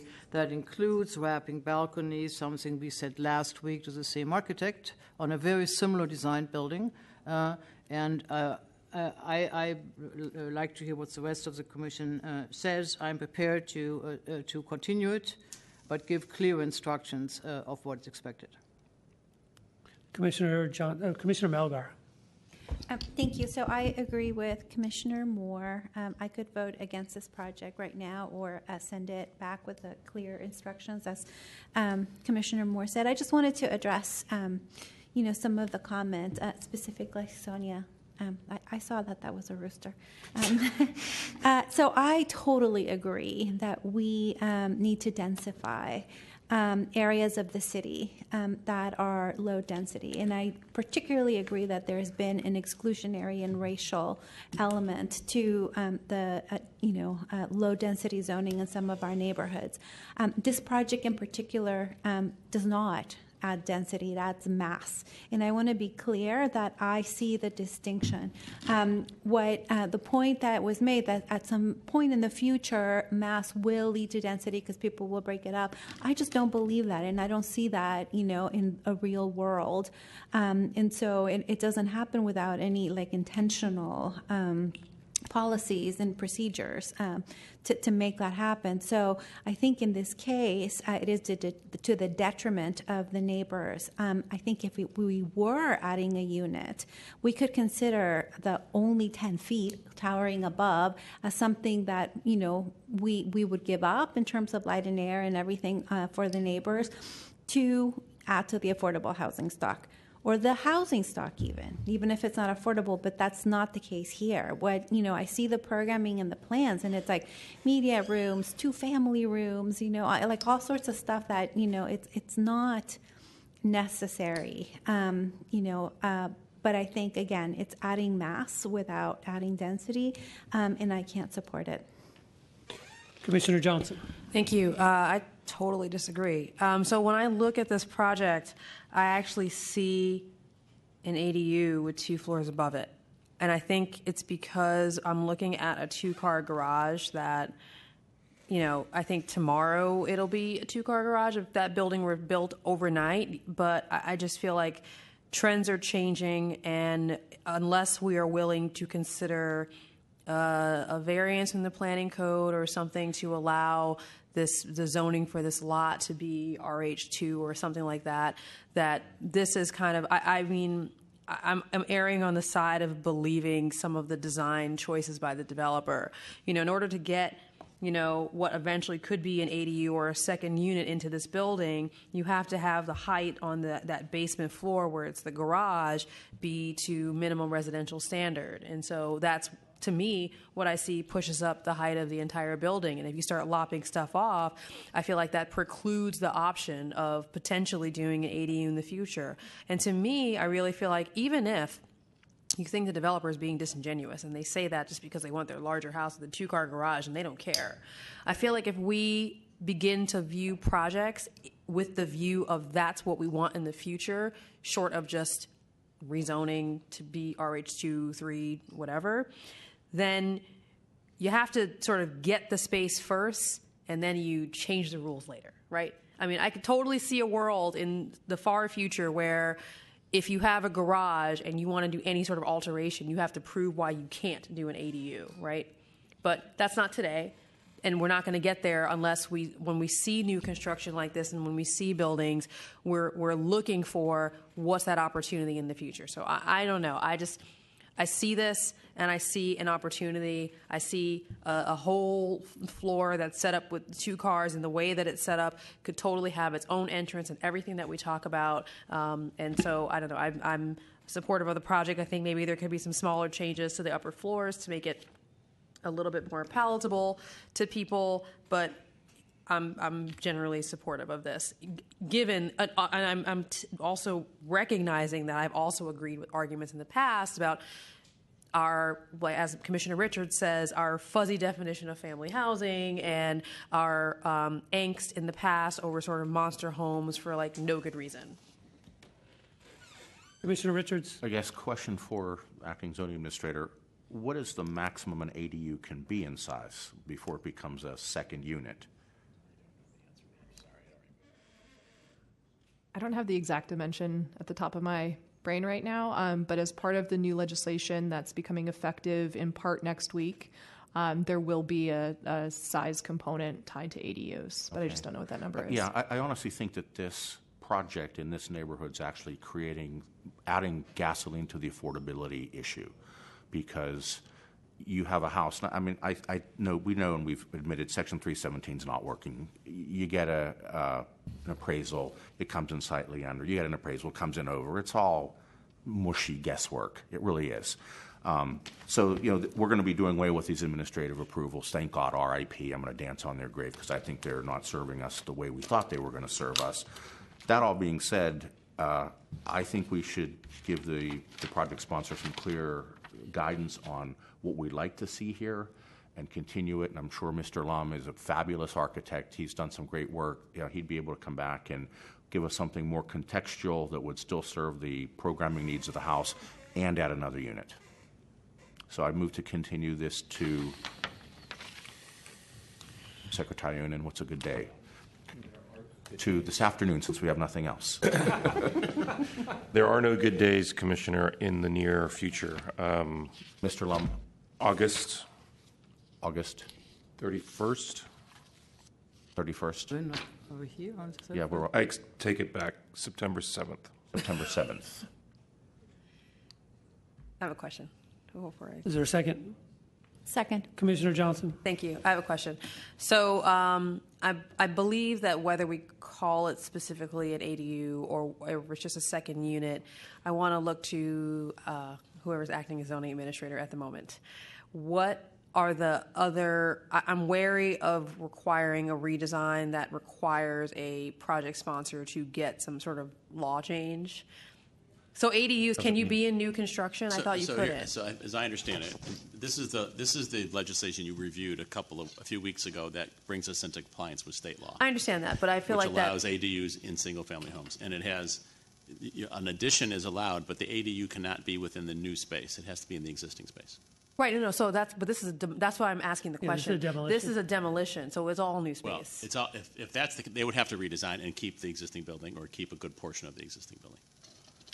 Noted. Okay, so that answers But they my could question. build a new building and then request an ADU. No, they could build a new building, get approval for a single-family home, and then request at the same time an ADU.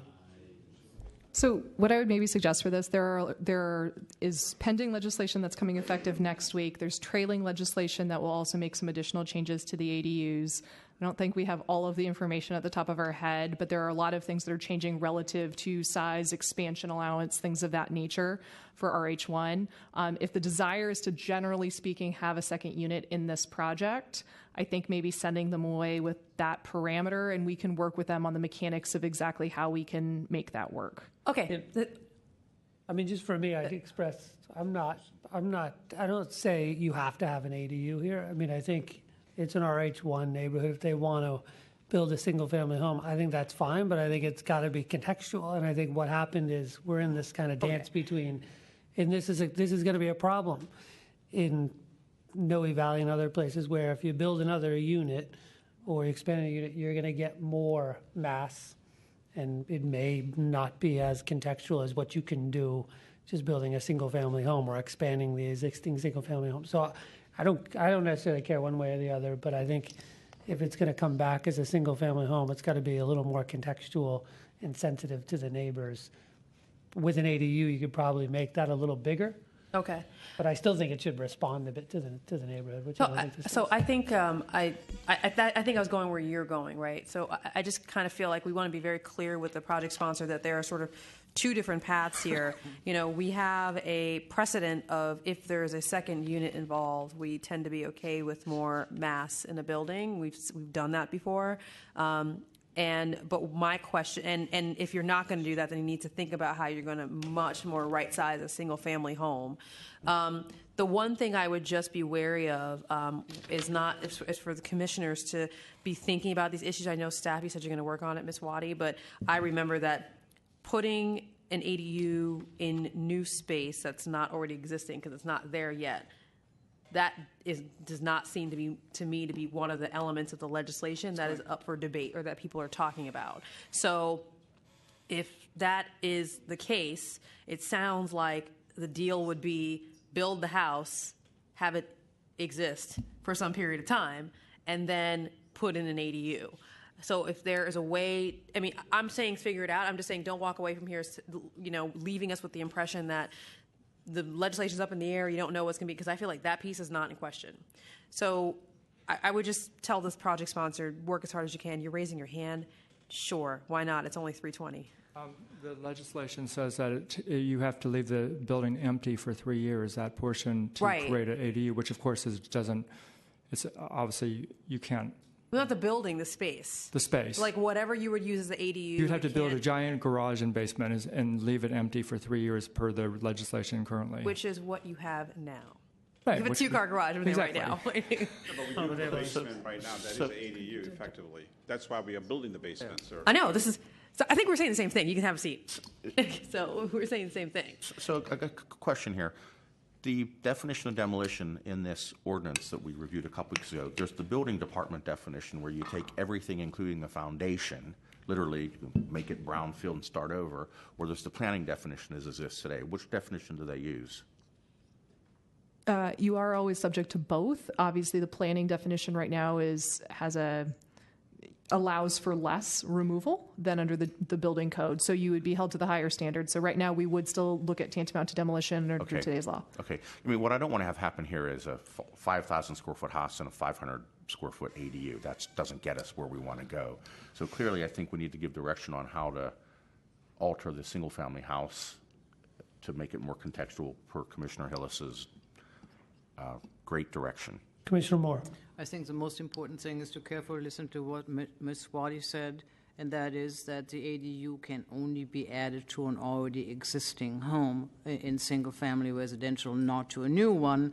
And the specific reason for that is to avoid speculation. Anybody could come and say, oh, I'm going to destroy the small single-family home, I'm going to build a larger home and add an ADU. That is the reason of why the two things are kept separate, and I'm in full support of that idea. But that being said, I would perhaps then revert to having you reminding me of that, revert back to the initial instruction of Commissioner Hillis saying, bring the building in context and design yourself a single-family home if you need to demolish, and bring it into context. The context is clear. Context means it is a roof line that stays within stepping. It may require a building where you invert the plan by putting a smaller living room on the top and leave the bedrooms on the second level, because at this moment it's a bedroom on the top which creates this extra large envelope. Reduce that part. It's about view anyway. I mean, let's just be clear. It's a fantastic view of the city there. And you said put yourself like a little bird cage on top of everybody else. You have a great view. You can do that if you stay within the rules. We have had buildings which were able to achieve that. It requires an inverted plan, and perhaps that is what it needs to be. But I'm not the architect on this building, so I think Commissioner Hillis's instructions are the ones by which I feel comfortable continuing it and say design within the rules and hold the building back from the front by at least 15 feet as we do everywhere else. Stay within the step, you can do that too, and see what you can do. Commissioner Johnson. Thank you. All due respect, the house is already within the rules, otherwise we wouldn't be seeing it as a DR. Okay, let me continue asking my acting zoning administrator / planning director questions. So assuming that we are collectively correct that we wouldn't see a project with a planned ADU in August because you can't put an ADU in new construction, and so it would have to be a handshake agreement that we're going to have this floor and that there'll be an ADU later. Option 2 for getting another unit is literally, I guess, to get that's it, right? Is that it? The other option would be to send them back and do an alteration with just a vertical addition, maybe some horizontal expansion, keep it as an alteration permit, and then the existing footprint could house an ADU. I understand. Okay, so I get that. And so, but ADU in some form or fashion is the only second unit. So I'm just trying to, I think I know the answer to this question, but we're not talking about get an SUD for your one lot. We're not talking about an SUD for a single lot and an RH1. No, I don't think that's. We don't. Not think a that's terrible idea, but that's not what we're doing. So that's not what we're doing today. So I just want to get clear because I feel like I'm not clear. If I'm the project sponsor, I'm sitting over there like, what exactly is it? Are you expecting me to do? So I feel like I understand. I would go just build a more contextual single-family home. I mean, I think you're an RH1. I think we're getting too kind of cute to try to. I mean, ideally, it'd be nice to get another unit in here, but I think it's impossible. You know, even if you did this expansion, you'd have to keep the ADU in the front footprint, which is a garage, and it would be odd. I mean, it would lead to just architectural nightmares. So I think, I think you got the 15 feet in the front. You got too many decks. Concentrate on the back and have it step back. Talk to your neighbors. I think you can figure it out without going kind of where you went with this. So building. if I could, I think you can get a decent-sized building with a third floor. That's nice there. What I hear from the commission is direction that there rarely is two options, is what you're saying. One option is to redesign in the context, specifically with the 15-foot setback, removing some of the decks and keeping within the slope and the stepping pattern. The second option is to use the new legislation, add an EDU, recognizing the design changes, but the commission would also encourage, if possible, the addition of an additional unit if it works within the legislation and the design parameters. That sounds personal tough. choice he makes. They still have to stay in the Those design are parameters. but I mean, in terms of giving direction, it seems like the commission is saying those are the two options. Okay, well, I'm sorry. Okay, yes, but I feel like unclear on what we mean by design parameters versus. Well, it's the thing. It's stepping up the hill. It's the context. It's the decks. It's the. But I think recognizing we're a little more, we're more flexible. We allow more massing with another unit. And you would consider Generally. more massing if the ADU is possible. Yeah, a decent ADU. But it sounds hard. 1,000 square feet. It's already a 1,000 square foot home. You can't put 1,000 square feet ADU in it. I Well, mean, you have to. the existing home becomes the ADU. I think I just build around it. Mr. Lemon, final comment. One slight complication is that also the ADU law says that you can't take existing habitable space and make it part of the ADU. Yeah. So it's crazy making, because if the real intention is to create other ADUs, it's so limited because you end up with these really kind of the worst spaces in the house, creating these very poor units. It's probably not a good idea. So you're Commissioner back to the Moore. single family. The site is already difficult given its steep slope. It is on a steep sloping street. So I think the most important lesson to learn from this is design in context. That's basically where it's at. Commissioner Johnson. Never mind. Continue September September 7th. Commissioners, there is a motion that has been seconded to continue this matter to September 7th with direction from the commission. On that motion, Commissioner Johnson? Aye. Commissioner Koppel? Aye. Commissioner Melgar? Aye. Commissioner Moore? Aye. Commissioner Richards? Aye. And Commission President Hillis? Aye. So moved, Commissioners. That motion passes unanimously 6-0. Commissioners, that'll place us on general public comment, for which I have no speaker cards. Any general public comment? Ms. Romm?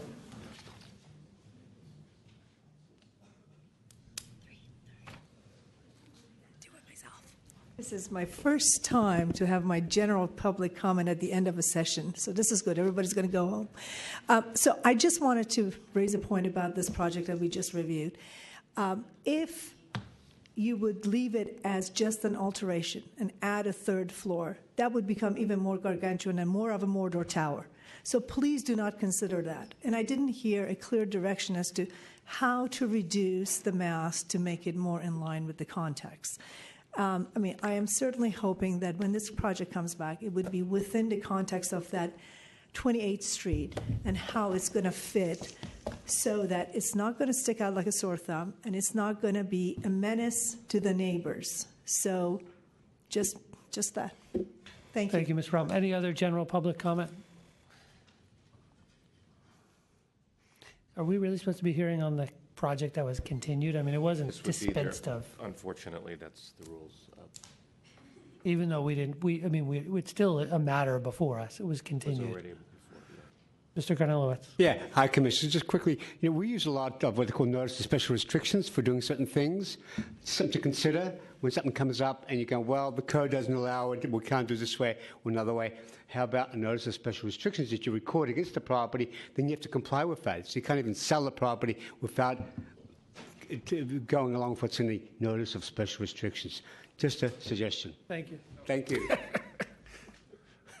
Since this is a public comment, it's like amazing that you guys are ending at 3:30. What's the matter with you? It's not 10 o'clock. No, what I wanted to say, and I do agree with Commissioner Richards here, that as architects, we do, and this is not specifically about the project we just heard. This is about what we consider, what is an appropriate size family-style house. And I've also espoused that, the density of our neighborhoods are too low. And that actually this is absurd that we're looking at these prices. Really, I mean, real reality, these are crazy prices for anyone. I've lived in the city for 30 years. I live in Noe Valley. I see the changes that are happening here. And, I think to be responsible citizens, we as architects are trying to work. We're not wanting to obviously have conflict. We want density. We think this is really important to allow affordability. So what I think should really happen is that the commission should be working towards increasing the density of these lower neighborhoods. It's ridiculous. Everyone, you go to the Haight, you go to other examples where there's 6-unit buildings next to a single family next to 2-unit buildings. Does anyone say those are non-San Francisco? I mean, this is a real problem, is that even you see the complications with the ADU law. It's crazy. Why can't we add a second unit or a smaller unit in our single-family neighborhoods? No one would complain. Yes, of course, the people who don't like density, they don't like cars, they don't like change. But this is absurd. It is a housing crisis. So it's everyone's responsibility to think about how we do this. Lastly, just in regards to what is an appropriate size single-family house, I don't want my projects rejected, but it's a very mushy thing here. As you can see, I'm a little confused on what should I be designing. What's the appropriate square footage? Because is it the adjacent houses? Is it within 2 blocks? What is this? So I would like to say that I would like, just as an architect working in this community for 23 years, I've had in my studio, I just want some clarity.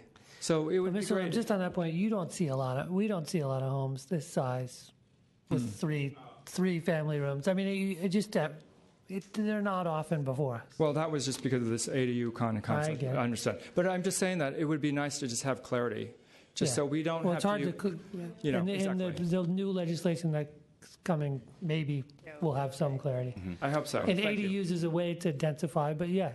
I mean, we should look at RH1 in neighborhoods like this that are pretty dense. Okay, thank you. All right, thanks. Just as a public comment, may I just Oh my add a gosh, couple of we're things, gonna please? go. I mean, I can point to 40 homes in 3 blocks of this 28th Street where there are over 4,000 square feet that this commission has approved, that's been DR'd, and has been worked with planning department. So really, for you to say that this is a house that's way out of size for a single-family home in this neighborhood in Noe Valley, I'm blown away with how do you explain? Say, for example, 1414.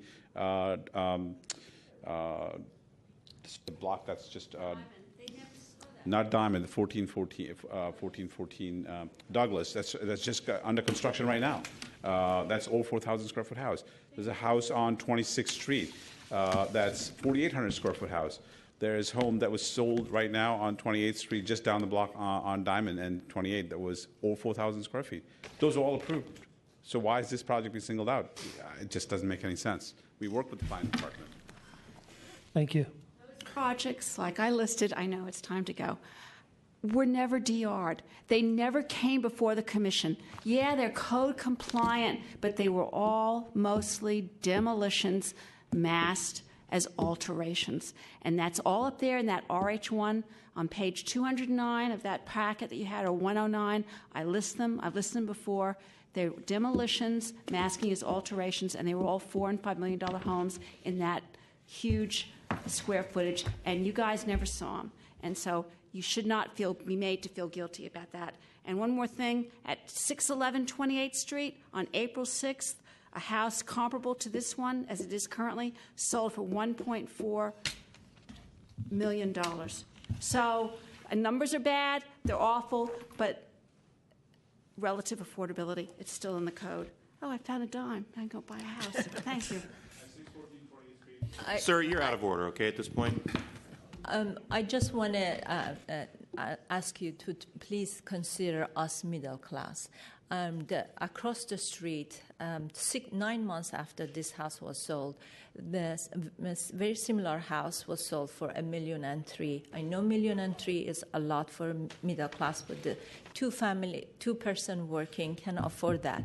But a house like this that will be $5-6 million, it will be a handful of people who can afford. So I know that the lower class or low-income class have a hard time finding housing and living here. The middle class is being pushed out. And this house right now is affordable for a middle class. When they finish with their demolition and fixing it, it will be a handful of people who can afford it. Hi, I just want to make a simple point that, to be fair, people with money, wealthy people, are as welcome to live in this city and be comfortable in this city as anyone else is. That's very important. We shouldn't have a policy that discriminates against the wealthy. That's just not right. And secondly, I want to point out that if we don't build houses for wealthy people, they are just going to come down the block and buy the next small house down the block.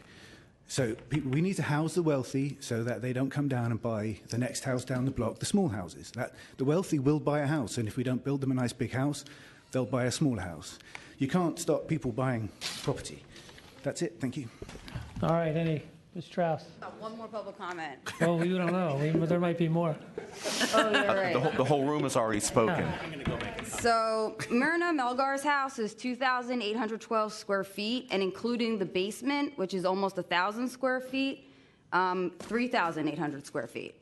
So when you ask, what are you doing with all those family rooms, the house under proposal is slightly under 4,000 square feet. I think that the question is, what do you do with all those family rooms? Any additional public comment? Hit the gavel. Commissioner Moore. No, I didn't say anything. Meeting's adjourned. About that comment, inappropriate. I'm glad my house is only 2.